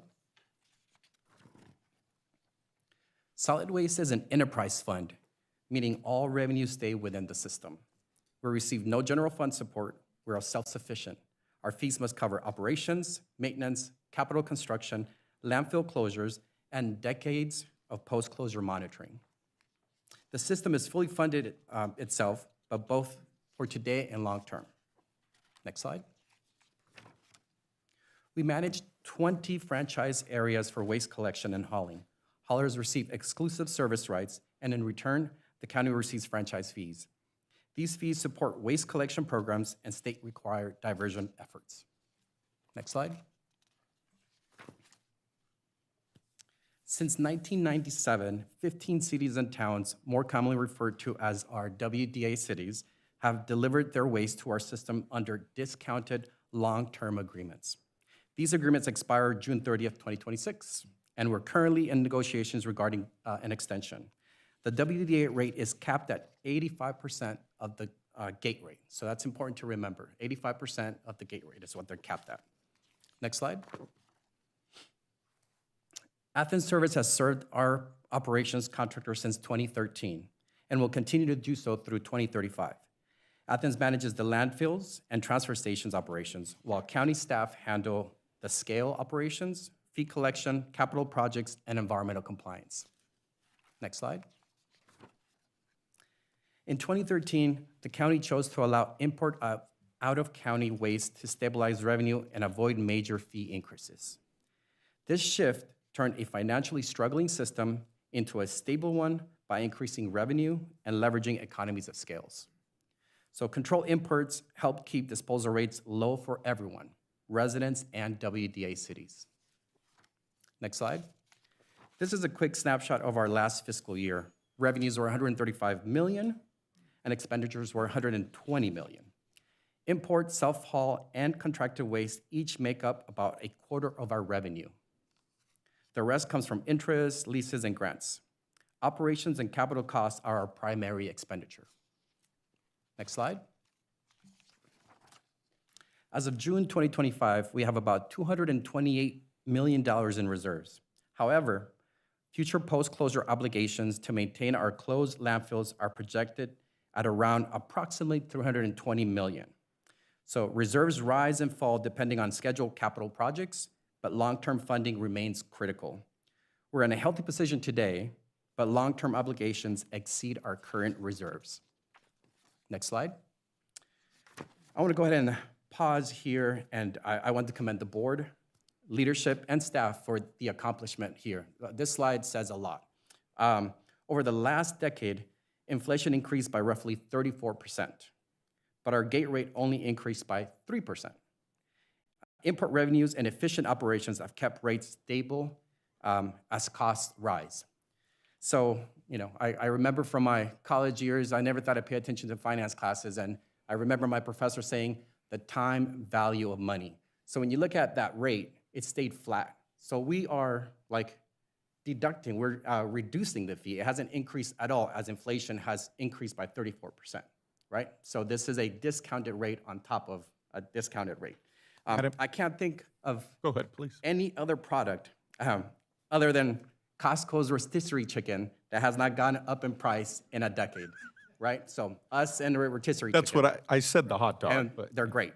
They're great. Madam So, Chair, if I could just interject to your prior comment, this really represents the fact that over the last decade, other than one increase of approximately 3%, we have been able to keep the gate rate level while inflation has dramatically increased. This has benefited every resident, waste disposal city, or gate rate paying resident. So just something notable. All right, moving on to the next slide. A lot of information here, but the takeaway is our system has roughly 50 years of total landfill capacity remaining, so our capacity is strong. Next slide. Similarly, a lot of data here, but really the takeaway is we'll continue to manage our waste to provide safe and reliable landfill capacity. So the capacity is strong, but we must guard it and protect it, right? It's a finite thing. Next slide. So future expansion opportunities. There are meaningful on-site vertical and horizontal expansion opportunities on several landfills. These could add 10 to 50 years of capacity, if not a century. So again, we have lots of great opportunities here. Expansion can significantly extend system life, but the caveat is that it requires planning and permitting. And that's one of the things why we're coming to you guys, because we've got to start planning that now for the future. All right, regional market. Bear with me here. I'm gonna go through a few things just to get you an idea of the regional market or where other places are at. So in Southern California is losing landfill capacity. The Chiquita Canyon shutdown removed a major disposal overnight. Cleanup of major large fires has consumed millions of tons of regional airspace. So regional landfill closures increase demand for our system as well. Next slide. With Chiquita gone, more than half of Southern California permitted capacity is now in use. As landfills close, pressure is increasing on remaining landfills in the region. So our system becomes even more valuable as regional capacity is dropping. Next slide. If Olinda Alpha closes, regional utilization will rise again. More cities will be searching for disposal options. Next slide. Potential closures of West Marimar would push regional utilization even higher. All right, and like I said, bear with me, this is just kind of going through the headlines. The closure of Toland Road and Ventura County would further increase demand in remaining landfills, right? So you get the picture. One more slide. If Sunshine Canyon closes in the future, regional utilization could approach 70%. All right, one more slide. Again, this is a very powerful insight into what we've been able to accomplish with your leadership, with your direction. And so, again, I want to applaud the board, leadership, staff, and for the accomplishment of remaining cost competitive. Our WDA rate is $42.07 per ton, right? Remember that that's capped at 85% of the gate rate. So Athens import rates ranges from $37 up to about $45, right? They're depending on the location. Our posted rate is $61.49, including a required $12 fee that we charge for waste diversion, right? You guys are all familiar with that. Even with that, our base rate remains among the lowest in the region. As you can tell from here, we're very competitive. Next slide. So future obligations. Post-closure monitoring often extends well beyond the regulatory required 30 years. We currently spend about $4 million annually on closed landfills, and those are some of our smaller ones. We still have, bigger responsibilities on the line when we close our biggest ones. Once active sites close, revenue will stop, even though the maintenance and monitoring must continue. We estimate needing roughly $320 million in today's dollars for future post-closure care. We must build reserves and build that nest egg for our retirement of our landfill. Next slide. We're looking at options to ensure alignment with the board's vision. So these are the 3 items that Luther talked about. And again, our goals are simple. Our first goal is to maintain reasonable rates for our residents, which I think we have proven, we have done, and we have a great track record. We are negotiating with the WDA cities a rate structure, and import is an important factor of the negotiations. So landfill capacity is finite, and we must protect it while keeping the system financially stable. Next slide. And our third goal is to address our financial need through an effective balanced import strategy.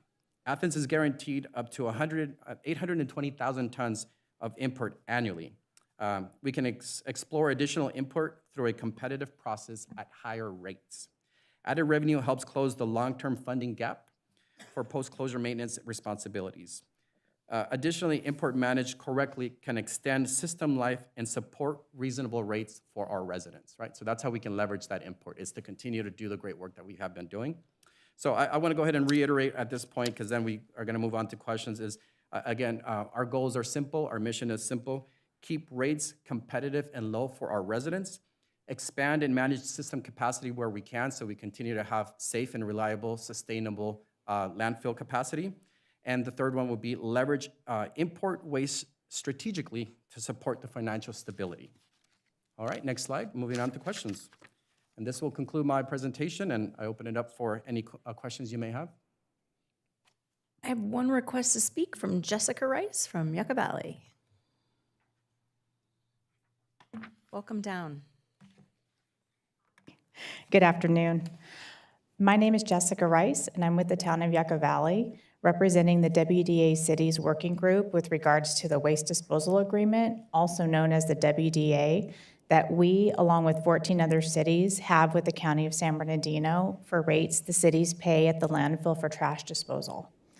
The 15 cities have been part of the WDA with the County of San Bernardino since 1998. The latest amendment is set to expire on June 30th, 2026, and a handful of the cities have formed a working group to negotiate on behalf of all 15 WDA cities with the county on the latest amendment. The County Solid Waste Department has been working with the WDA cities to resolve operational issues that help ensure that the disposal of waste by WDA cities is prioritized on-site over out-of-county import in accordance with the agreement. But what remains outstanding are the term and rate for the extension.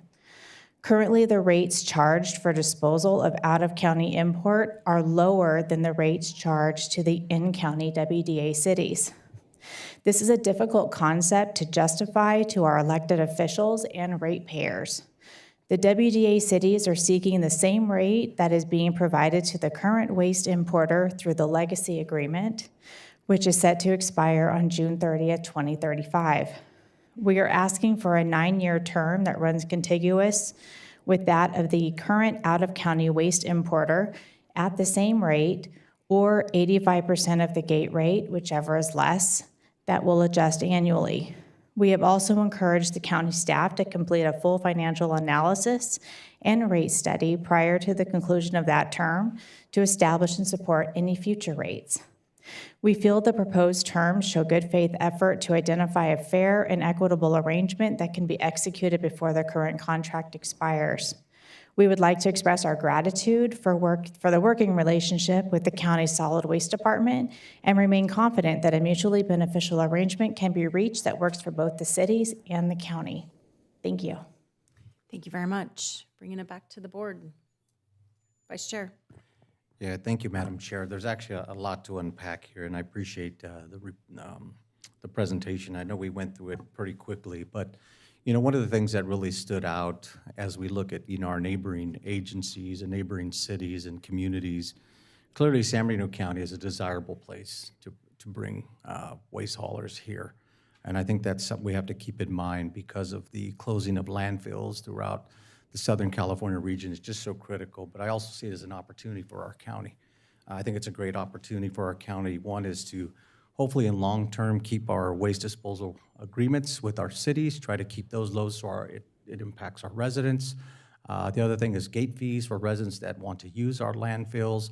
But also the other thing that I know that we really didn't talk about, but I know that our county does do a lot of dump day programs throughout our unincorporated areas. So this could help subsidize some of our programs that we run throughout the county to give our residents another opportunity to have free dump days. So that's just so critical. And how do we pay for these things? That's so critical. So, I mean, I have some questions, and I don't need them answered now, but I think things we have to consider is clearly the life expectancy of our landfills. What are those? And I think this is beyond our time here on the board. I mean, we have to look at, for generations to come, how long those will be here. The other thing we have to consider is, what are some studies that have been conducted recently about our landfills and the lifespan of it. The question is, how much tonnage can we sustain without impacting our county disposal needs? So as those questions come up, we should be able to answer it. And, what are our anticipated 2026 landfill rates for the WDA cities? What do we anticipate that they're going to be? And the other thing is, with these imports, how much do we consider to offset the WDA agreements with the county cities? So we should consider those.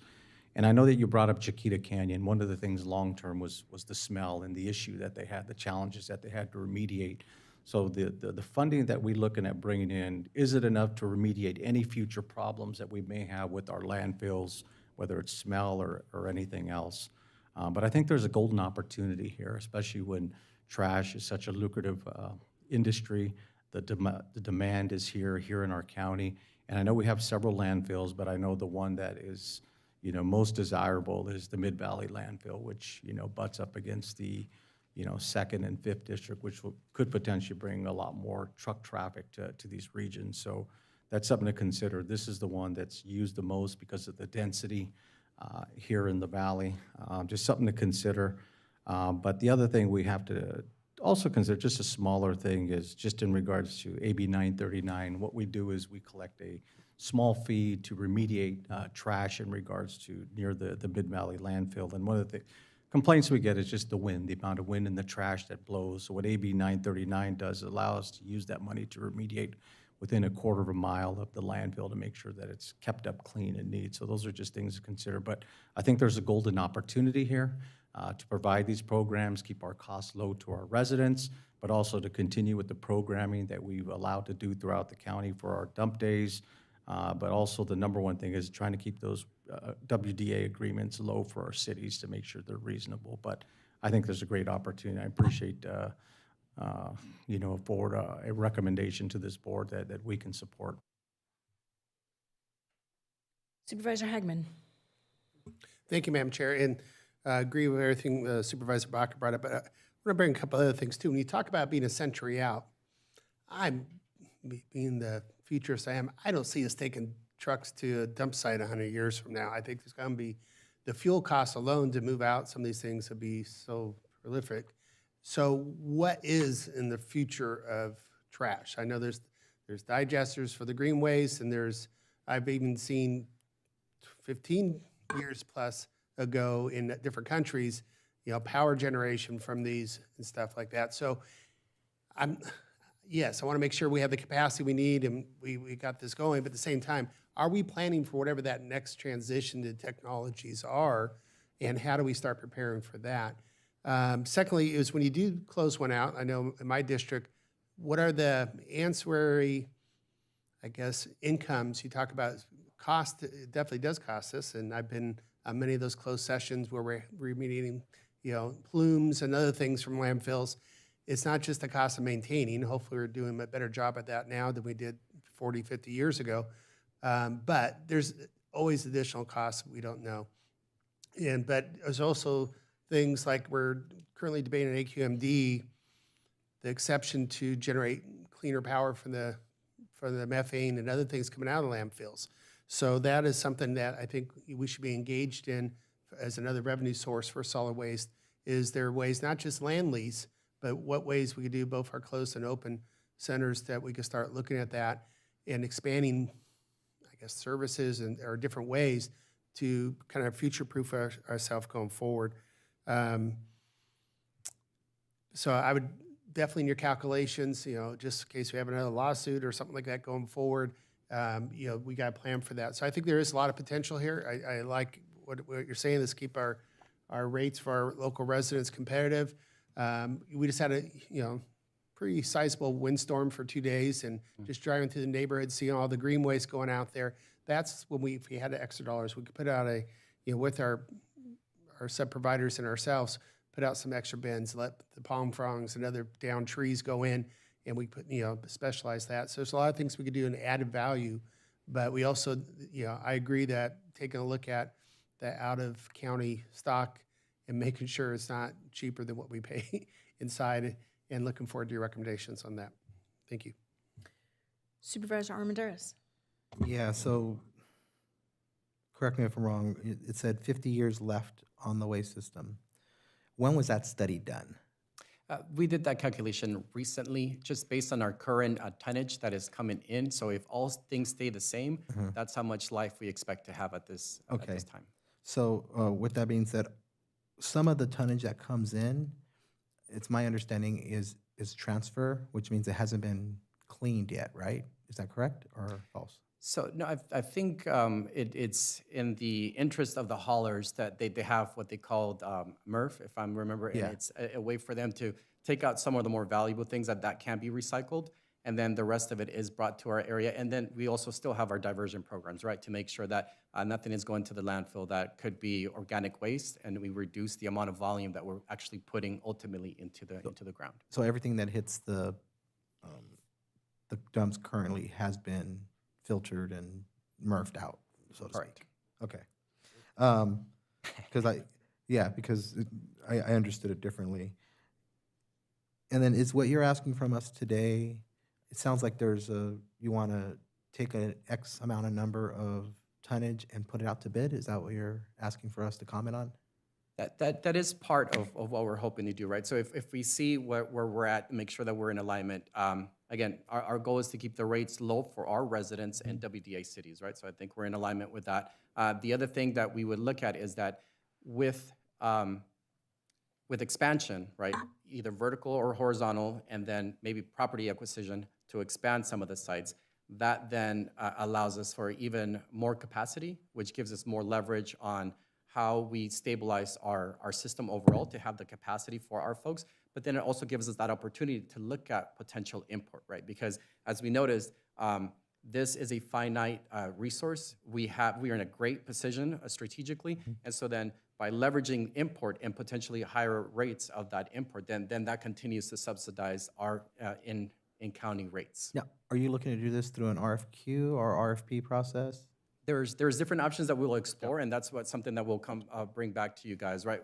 So as we mentioned, Athens does have the 820,000 per year. We want to look at above and beyond that. How much can we should be looking at importing to make sure that it's all about a balance, right? Yeah. And so how much we want to bring So in. with that being said, being good partners, right? Absolutely. Are we going to do something as far as when it comes to like the RFP or the RFQ process, and we know what that bid is? Are we going to give them an opportunity to meet that bid, or or if they bid and they exceed it, great. But like if not, being that they're the partner we currently have and we have the relationship, are we going to give them that opportunity, or are we going to give them half that tonnage as a, what does that look like in your guys' eyes? I'm trying to get it better. There's many ways that we can skin that cat, right? But I think we do recognize that Athens has been a good partner to us, and I think some of that can be worked into how we move forward with the proposal, right? Maybe just thinking on the top of my head, a first right of refusal on that additional import, right?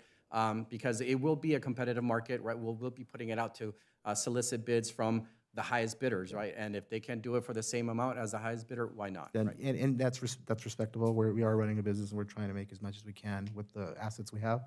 So I get that, but I would love to see something in there that helps us continue to keep that relationship going. And those are all my comments. So what do cities do that don't have waste disposal agreements with us? Right, so there are some cities that are more on the westerly side of the county that I believe are going to El Sobrante, and that's a privately owned facility, right? So there is a market for them out there, which is one of the options that they have, the cities. And so, yeah, there is other folks out there that do the same, provide the same service we do, but as we mentioned, we do provide a very competitive rate, and I think, our data shows that. All right, and you showed a chart on the PDF that I had, it was page 12, and it talked about imported waste after 2035. Does that assume that after 2035, that we're not importing any more waste after 2035? So data will let us know where we stand. So currently, right now, we would not be in the black without import. So what the partnership that we got into with Athens to bring in, roughly right now, we need about 500,000 tons of additional waste to make everything be in the black, right? So those volumes allow us for economy of scales. So again, that import currently right now continues to subsidize our in-county residents' rates. In the future, depending on how we develop here and the amount of waste that we are producing ourselves could make us self-sustaining, right, internally, right? So that's where things will change depending on how we continue to develop, and that's where we're gonna look at different options, right? Continued growth in the county, it's the largest county, and it's the fastest growing, right, inland empire. So depending on where that trajectory and trend takes us, we can start looking at how much we start reducing the import that we're gonna need to stay sustainable. Again, it's all balanced because we wanna make sure that we're responsible with that finite asset that we have to make sure that we do just enough import to keep our rates low, and also to then start adding to our reserves to when we have the closures, right? Because once we close the rest of our solid waste sites, there's no new revenue coming in, and right? So we gotta build up that nest egg for our retirement, because there will be no more revenues and we're self-sufficient. There's nothing else that we can do. Okay, thank you. Yeah, Supervisor Hagman. Thank you, Madam Chair. Just one last thing too. It's like things are not broken right now. I think having the market study and see what the out-of-county rates should be, and bring in the right volume and still build up your nest egg is one thing. I'm open to continuing contracts, not doing RFPs, but doing that studies, whatever the case may be, because things are working very well. Obviously, by your numbers, probably better than anybody else at this point. So I'll leave it to the staff to figure out what's the best path to go. If I may, yeah, I think you make a good point. Things are not broken at all. In fact, they're performing well. The question really at this point is how much import should we continue to bring in, and at what price? What we're bringing in through some of the contracts that we have was representative of a time at the county and our solid waste system where we really needed to bring in that import in order just to make payroll. It's different today. Our system is more valuable today than it was, and our needs are less. But how do we do it in a responsible way that is, that works for our system today, that considers what our our long-term life is of our landfill, but also is respectful of the partnerships that are in place in those commitments. So this is a complicated topic that we need to look at all of those factors and put together some thoughtful recommendations. But our goal is to come back to you in the future Yeah, with and some I recommendations. know that the that clock is address kind of it. ticking with the other agreements expiring in June.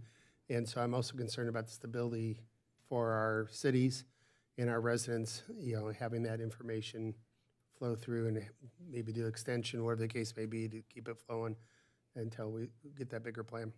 Thank you. Very well. Looking for a motion on this item. I have a motion from Vice Chair Baca, a second from Supervisor Hagman. All those in favor? Aye. Any opposed? Any abstentions? Madam Chair, if I could clarify, one of the recommendations was to provide direction. So I want to just clarify what that direction is. What I would summarize is we are going to continue to work through negotiations with our WDA cities. We're going to work on exploring the contracts that we have in place, those that might be expiring, and as they expire, work to bring thoughtful recommendations back to the board that balance these different perspectives. Keep in mind the relationships and look for opportunities to expand our landfill system where it makes sense and where we can get permitting to do so. Very good. All right, thank you very much. Thank you very much, Noel. Thank you very much. With that, the motion passes unanimously. Okay, very good. Now, if I can get permission from the attorney, I will take it back to Supervisor Cook for comment. Okay. Then we will move on to general public comments of items not on the agenda. First up, we'll have Barbara Palmer, followed by Michaela Brown.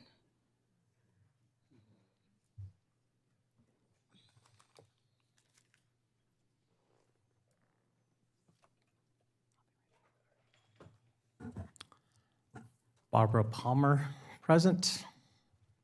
Michaela Brown, present.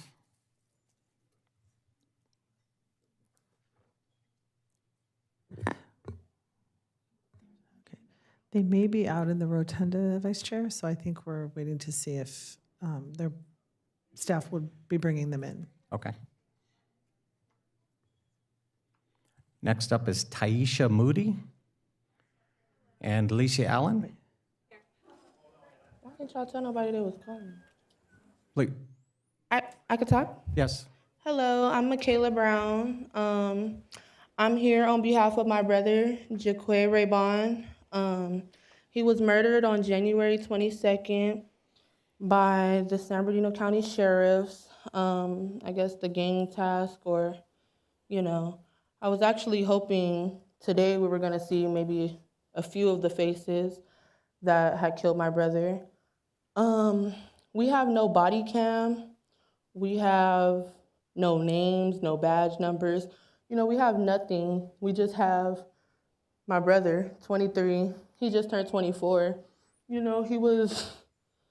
didn't deserve to die, especially the way he was murdered. He was shot over 11 times in his back, and we don't know nothing.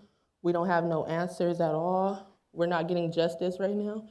And that's what we're fighting for. That's what we're gonna keep fighting for, justice for Jaquay.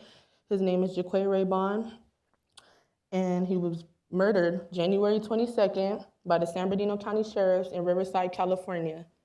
Justice for Jaquay. Thank you. Next to speak is Barbara Palmer. Barbara Palmer. Okay, Taisha Moody. Taisha Moody, present.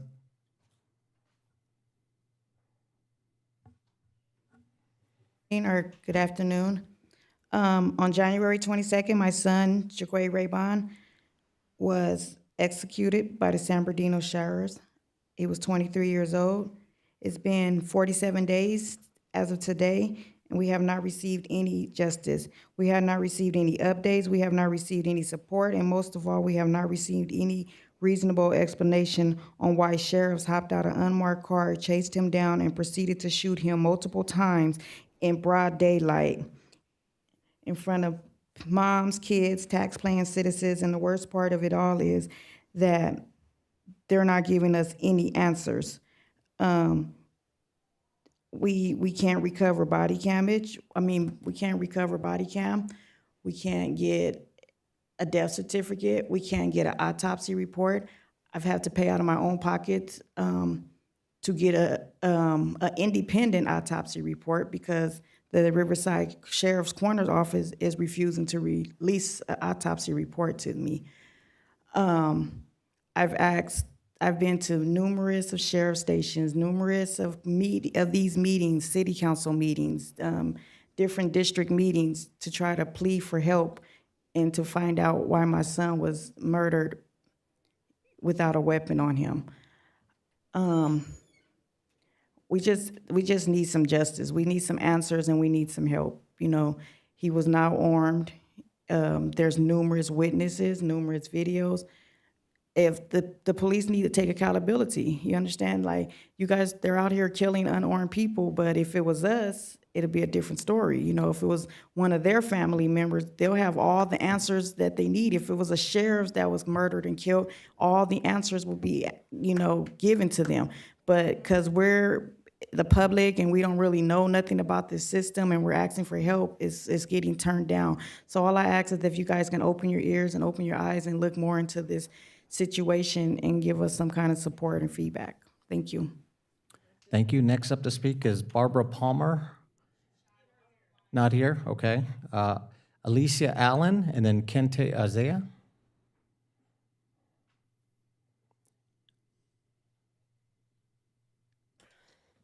I stand before the board today while I plead for acknowledgement and change. My 2-year-old son was mauled by a pit bull in the care of his father on his first week of 50-50 family maintenance. By the grace of God, he survived. Yet, this has been labeled an accident by CPS, and I'm ordered to send him right back to the same home this weekend where the attack happened and where the dog still resides. A toddler cannot protect himself. He depends on the adults in the system around him to keep him safe. Setting him back to the same danger is not protection. It's negligence.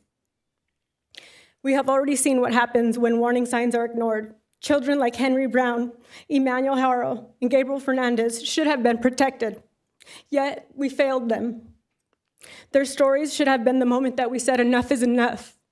Thousands of children are dying, and we are sitting here in this meeting talking about fees and waste management when children are dying in the care of San Bernardino County. Thousands. It's going ignored, it's going overlooked, and nobody is paying attention or showing up to protect the children that are depending on us. It's disgraceful what is happening in the society. And all of you that know what is going on and have the power to change things and do nothing about it, I pray that God has mercy on your souls.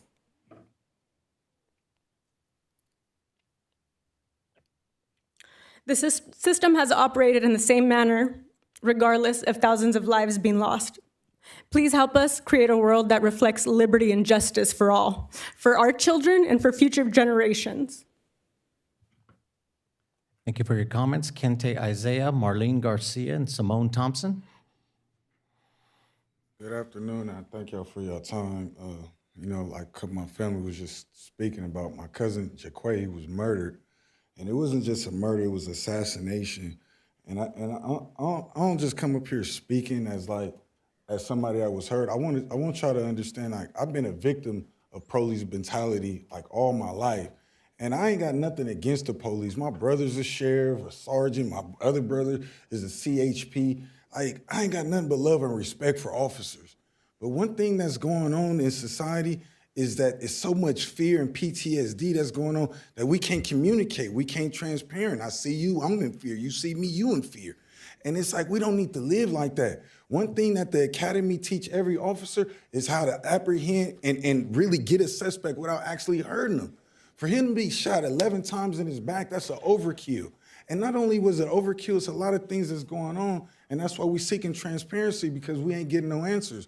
We getting the runaround. And if you was able to just for a second to emphasize and put yourself in my auntie's shoes, in my shoes, his dad's shoes, and realize, like, that's your little brother, that's your cousin, that's your son. that was killed broad daylight. Okay? His charges was failure to appear. And then it's like, when you look at the video, why the U.S. Marshals there for failure to appear? It's a lot of things that's going on, and I don't want to become a target, but somebody got to say something. And I will really hope that y'all hear it, because at the end of it, we all United States. We all for one, and really all for one and one for all, man. It's been like that. No matter black, color, creed, religion you come from, we all stand together, and we need to remember that we humans. And at the end of the day, we all want to make it back home safely. That's the ultimate goal.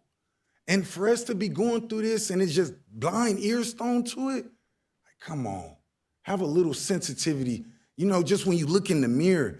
And last thing, not even to put a lot on the police, but if y'all could hold individuals accountable for gang banging, drug dealing, whatever the case may be, as an officer of the law, do the thing called integrity and hold this officer that then broke the law accountable, because you know more about him than we do.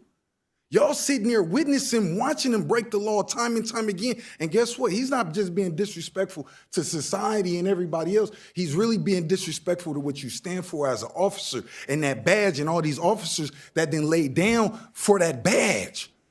So can we come together as people and get it together and keep it together? And that's all I really wanted to say. And I appreciate y'all time. Have a blessed one. Marlene Garcia, followed by Simone Thompson. Hi, my name is Marlene Garcia, and I'm here with my daughter. She just spoke about her son, about CPS. And I'm just here to advocate for my grandson, because I don't want my grandson to be one of the children that die because CPS didn't listen.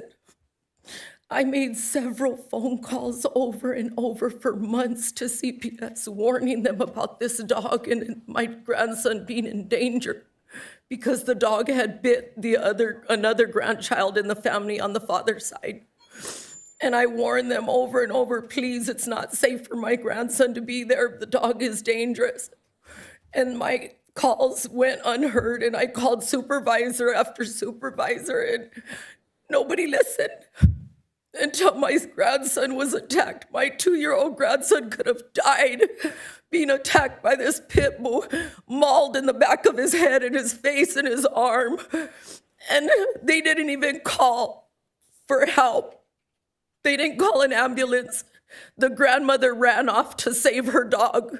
Instead of saving her grandchild, she left the grandchild there with her daughter and called her son to come and pick up the baby and take him to the hospital instead of calling an ambulance. And the dog is still alive, and the mother still has the dog, and she was in hiding. The dog pound had been out to her house every day for the past 3 weeks after it happened, unable to find her or the dog.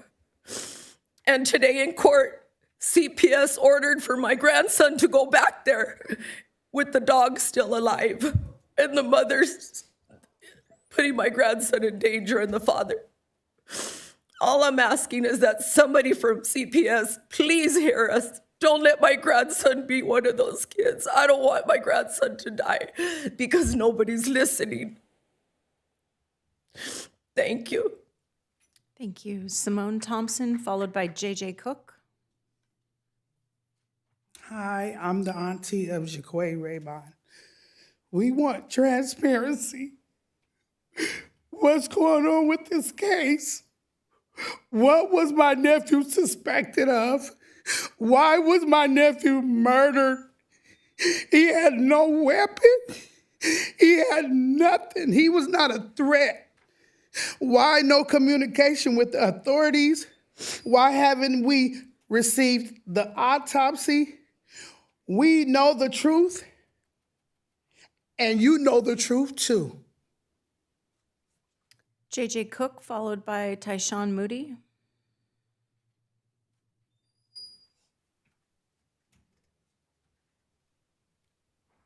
JJ Cook. Tyshawn Moody. We'll go on to Jane Hunt Rubel.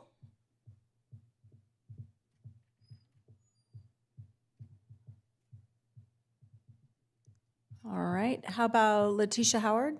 Jane's here. Jane. Oh, Jane, you are here. Hi. Yeah, I'm hungry now. Anyway, I'm here. Yeah, I'm here. But anyway, I wish to address you guys. I love most of the time what you guys are doing, but I'm here today to talk, of course, about what's going on in Muscoy, especially along Cajon Boulevard. It's getting worse out there. I mean, I know Baca is supposed to have cameras up there to catch speeding, you know, on our cities, on our county streets, but it's getting worse by the month. It's not even months, it's by the weeks. And it's really frustrating. Some of my neighbors, they wonder about it too. And I says, I know we're supposed to have a camera out there catching these people. But then I wonder, I watched the city of San Bernardino council meeting the other day, and they were complaining about putting the cameras up there to catch people, you know, speeding and everything, and they were against it. And I'm going, are you guys crazy? We need those cameras to catch people doing these things. I was almost killed by a lady driver on 2019 on the corner of Arrowhead and 6th Street. She ran the red light and plowed into my car, and I lost consciousness and everything. But this has got to end, this camera stuff. And I just heard from County Fire that we've been begging for years because it's getting worse, the fireworks. I mean, they start, it's all year round, but I'm really afraid for this year. So I asked the County Fire, are you guys going to have a drone? Because that's the only way we're for real. I still phone in on them, but I know darn well it doesn't do any good. Phone in on it because they have to actually see them doing it or see the cleanup afterwards. But that doesn't work because last July, people were doing it in the streets, and the next day, early in the morning, because I was going to go out there and check to see if there was any debris, they already cleaned it up because they knew the sheriff would not be there. So I urge you to please do something about it's getting worse out there because we have more people living in Muscoy too, thanks to the state. And I wish the county would purchase the entire block on Cajon Boulevard between, Ogden Avenue and First Avenue. It's already been, it has a truck junkyard there, and there's already been, I think last year or two, there's been fires on that property, and personally, it's disgusting to look at, and it's a threat to our neighborhood. And I'd like to see the county purchase that land and make it like either a park or a place That's time. Thank you very much. Thank you very much. J.J. Cook, followed by Tyshawn Moody.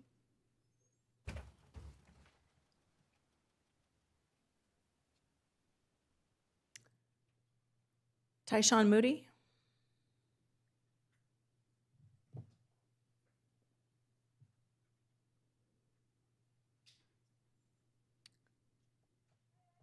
Letitia Howard.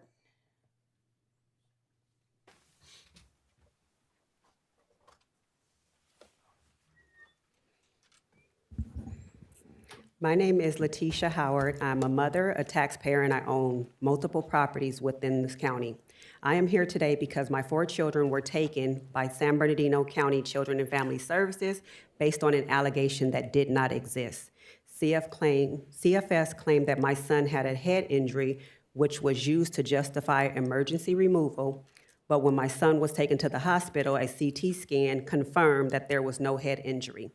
Despite that medical evidence, the case continued. I completed services that were asked of me, yet CFS still refused to return the children even though there was no finding of detriment. At that point, we have to ask the uncomfortable question. What do you call it when children are kept from their parents without evidence of danger? Many families are starting to call it legal kidnapping. But my story is not just one issue. The real issue is the lack of oversight, because situations like mine should never be allowed to continue if proper oversight is occurring. Families across this county are experiencing the same patterns. Evidence is being ignored or withdrawn. Services are not being provided. Children remain in custody even after parents complete services, which raises another serious concern. Where is the money going if the services are not being provided to families? Taxpayers in this county are funding this system. Federal and state funds are allocated specifically for family preservation, reunification services, and child protection under CAPTA and other federal laws. So the question is simple. What exactly are our tax dollars funding? Because what we are experiencing is not family preservation. You are legalizing separation, which is causing trauma to parents and their children. In my own situation, I was advocating for the education and disability services for my children when Snowline Joint School District did not want to provide those services. Instead of addressing special education issues, CFS was called many times, and my children were finally removed from my care. The retaliation against a parent for advocating for their children, that is retaliation against a parent for advocating for their children. And when oversight agencies ignore these patterns or choose to look the other way to maintain neutral, they become a part of the problem. So I want to leave the board with a very clear message. Families are no longer waiting for someone else to help. We are organizing, we are documenting, and we are creating our own community oversight committee, our own oversight committee to expose what is happening in this system, because those who are in position of power to help families but refuse to act will eventually be removed from their positions.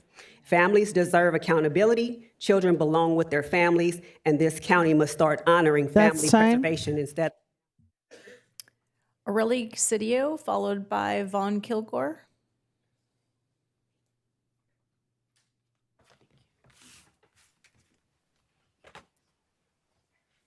Aurelie Cedillo. I am here. Oh, thank you.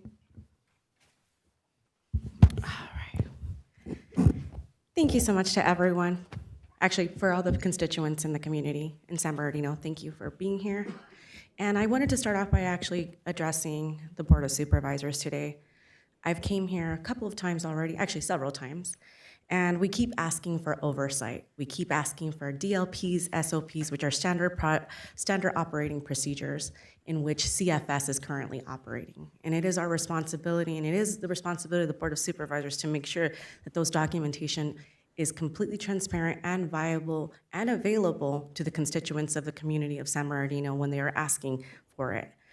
At this time, like my colleague Letitia was explaining, we've identified that there is misappropriation of funds going on in the county of San Bernardino, specifically with CFS. Why? Because there's a lot of things that are occurring and we've already documented, and it's not one-off scenarios. This isn't a one-off scenario where you have one family that's complaining. You have several families with the same pattern. And I'm asking you guys today, what will you be doing to help these families in San Bernardino? You have a problem where you know that there is need for oversight. An ad hoc committee that has individuals that are already within the system isn't going to correct the system. We need a third party, and like my colleague has just said, is we are looking to be a part of the oversight. We cannot trust our leadership. You guys have shown us multiple times that we've came and we've brought up our concerns to you guys, and you guys keep ignoring it. So now my question and my demand to you guys is, how will you facilitate us receiving that documentation? If there is full transparency in this county, we should have access to the standard operating procedures for CFS and DPS. And we should also have it for their grievances process, their leadership process. I will continue to ask for that because that is our right as constituents. We do pay for these. All of this is funded through tax-paying dollars. So therefore, we deserve to know accountability as to what is going on and how it is being appropriated, why our service is not being rendered.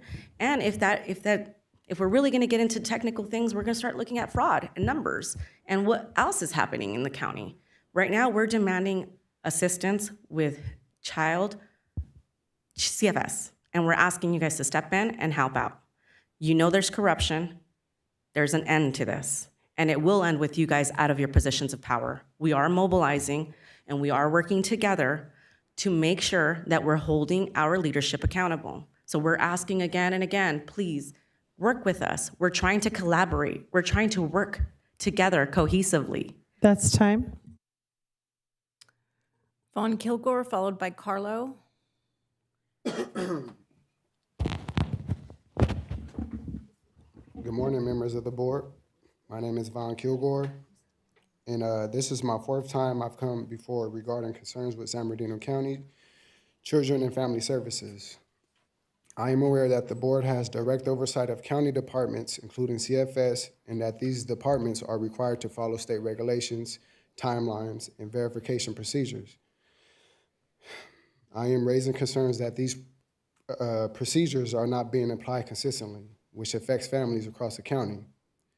These patterns impact many parents, not just me, creating stress, confusion, and unfair outcomes. Repeated referrals back to the department without oversight do not fix systemic issues. I respectfully request that this board exercise direct oversight, review these practices, and ensure documentation submitted by families is properly acknowledged. When these standards are ignored, families suffer, and trust in the system is eroded.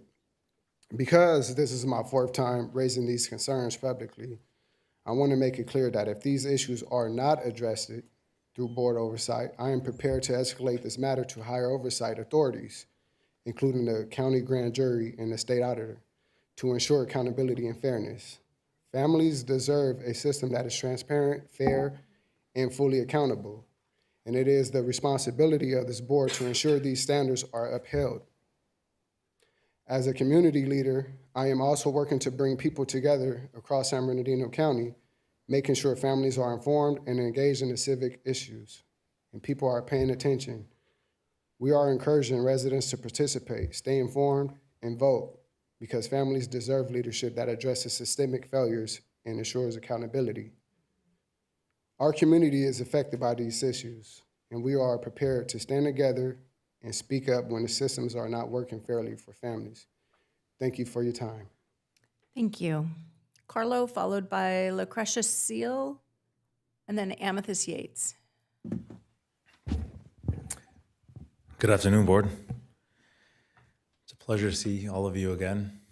You know, as I prepare for follow-on missions and hopefully the international situation that we currently have doesn't expand into all-out war with many other countries. You know, I still hold my brothers who are serving in my prayers. But my mission here, unfortunately, is to report that to the board, to the oversight committees, that today at the courthouse, at Dependency Court, we still have the issue of parents not receiving their paperwork in violation of the 14th Amendment. I've risen my hand 3 times to uphold the Constitution. And the simplest thing that CFS can do is hand the people their allegations so that way they can, in due time, respond to them. We know that I was given my paperwork at the end of my first hearing. What does that mean for a veteran? Someone who sacrificed his mind, his heart, and his body for the service of this country to receive his paperwork after the hearing. Another concern that I do have, and I want to bring it up very tactfully, because I understand that there are very serious issues at CFS. But when a child is harmed, when a child is raped, there should be no cause for cover-ups. There should be no cause for trying to send that child to another state.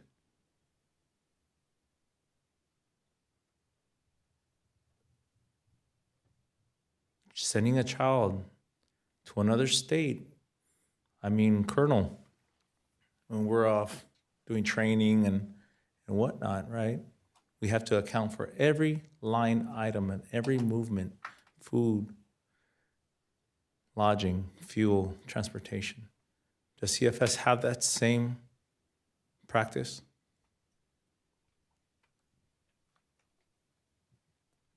Where they attempt to send a child out of state to cover up a rape and a pregnancy? It's very serious. It's very serious. And I'm here, and every time I go to the county, to the courthouse, I hear these families with similar stories, getting railroaded, not being heard, different standards, wealth versus poverty. And all I'm asking is a little bit of oversight. Thank you. Thank you. Lucretia Seal, followed by Amethyst Yates, and then Delina.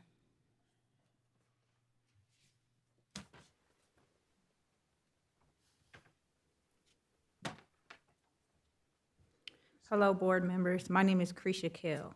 I'm here because families in this county are being destroyed, not by evidence, but by lies told under oath by CFS workers and accepted by judges without questions.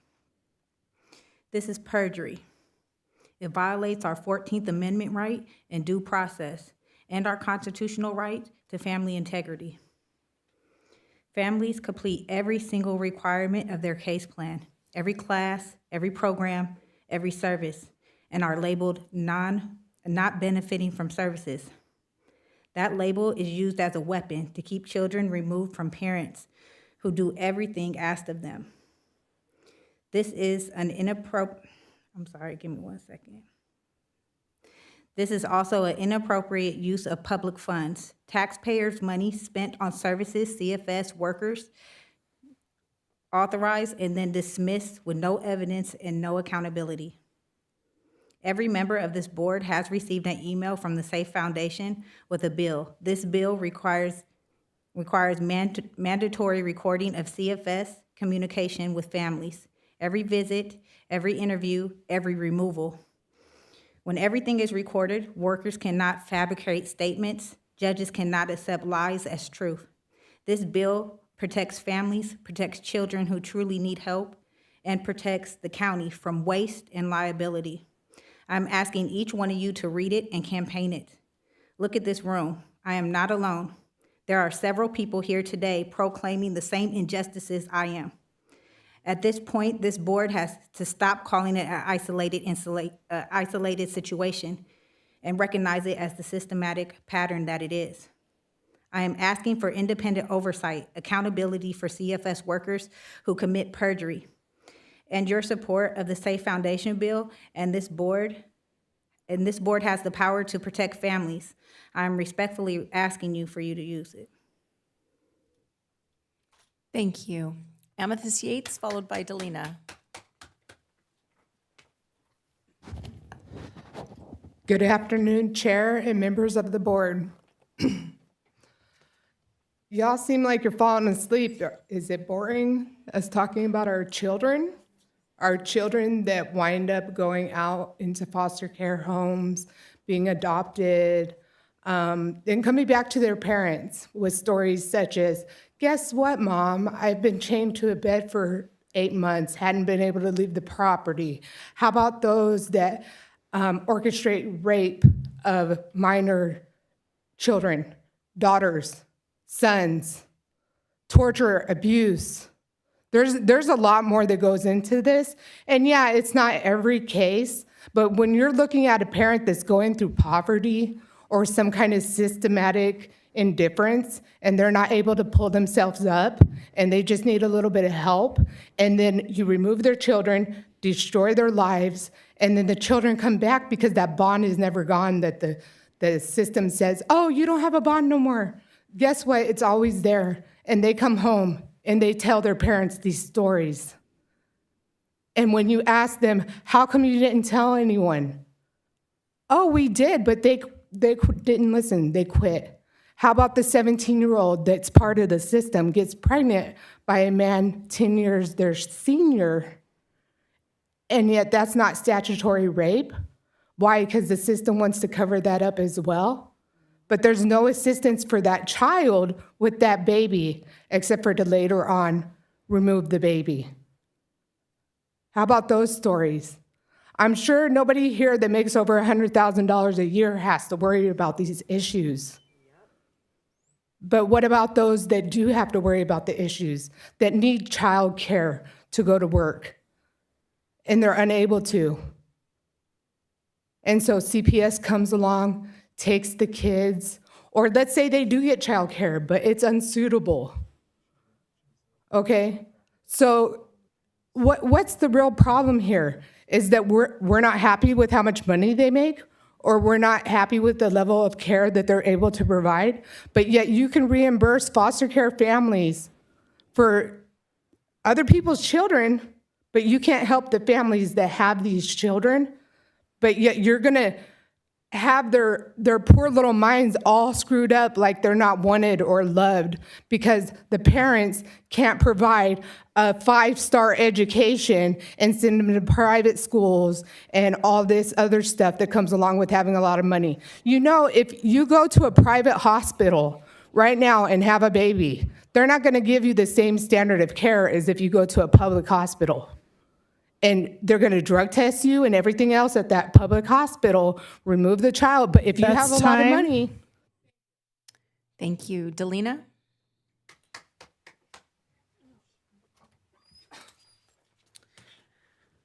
Hi, my name is Delina Murillo. I am the mother of children currently involved in the San Bernardino County child welfare system. I am here today because after months of raising serious concerns through the proper channels, with social workers, supervisors, county administrators, and even the State Department of Social Services, nothing meaningful has been done. So today I'm asking the board responsible for overseeing county agencies to please listen. My concerns involve due process, report accuracy, and oversight within Children and Family Services.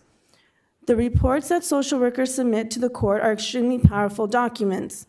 They influence decisions about whether families remain together or are permanently separated. Because of that, those reports are supposed to be neutral, balanced, and factually accurate. But what happens when they are not? What happens when reports appear one-sided, when statements are attributed to parents that were never said, when allegations are presented as facts without verification, and when young children appear to be questioned in ways that may be developmentally inappropriate or leading? These reports are not just paperwork. They become the foundation of court decisions that impact children's lives forever. So I want to direct a question today to Ms. Jeannie Glasgow, even if she's not present here this morning or this afternoon. Ms. Glasgow, in your leadership role within the Children and Family Services, are these reports actually being reviewed before they are approved and submitted to the court? Because if they are being reviewed, it is difficult to understand how reports that appear one-sided contain factual inaccuracies and reflect questionable interview practices are allowed to move forward without correction. Today, I brought copies of portions of a report that illustrate these concerns. I'm not asking anyone here to know my entire case, but to simply read the language, the structure of the interviews, and the lack of balance in the reporting helps explain why some parents question whether these reports are being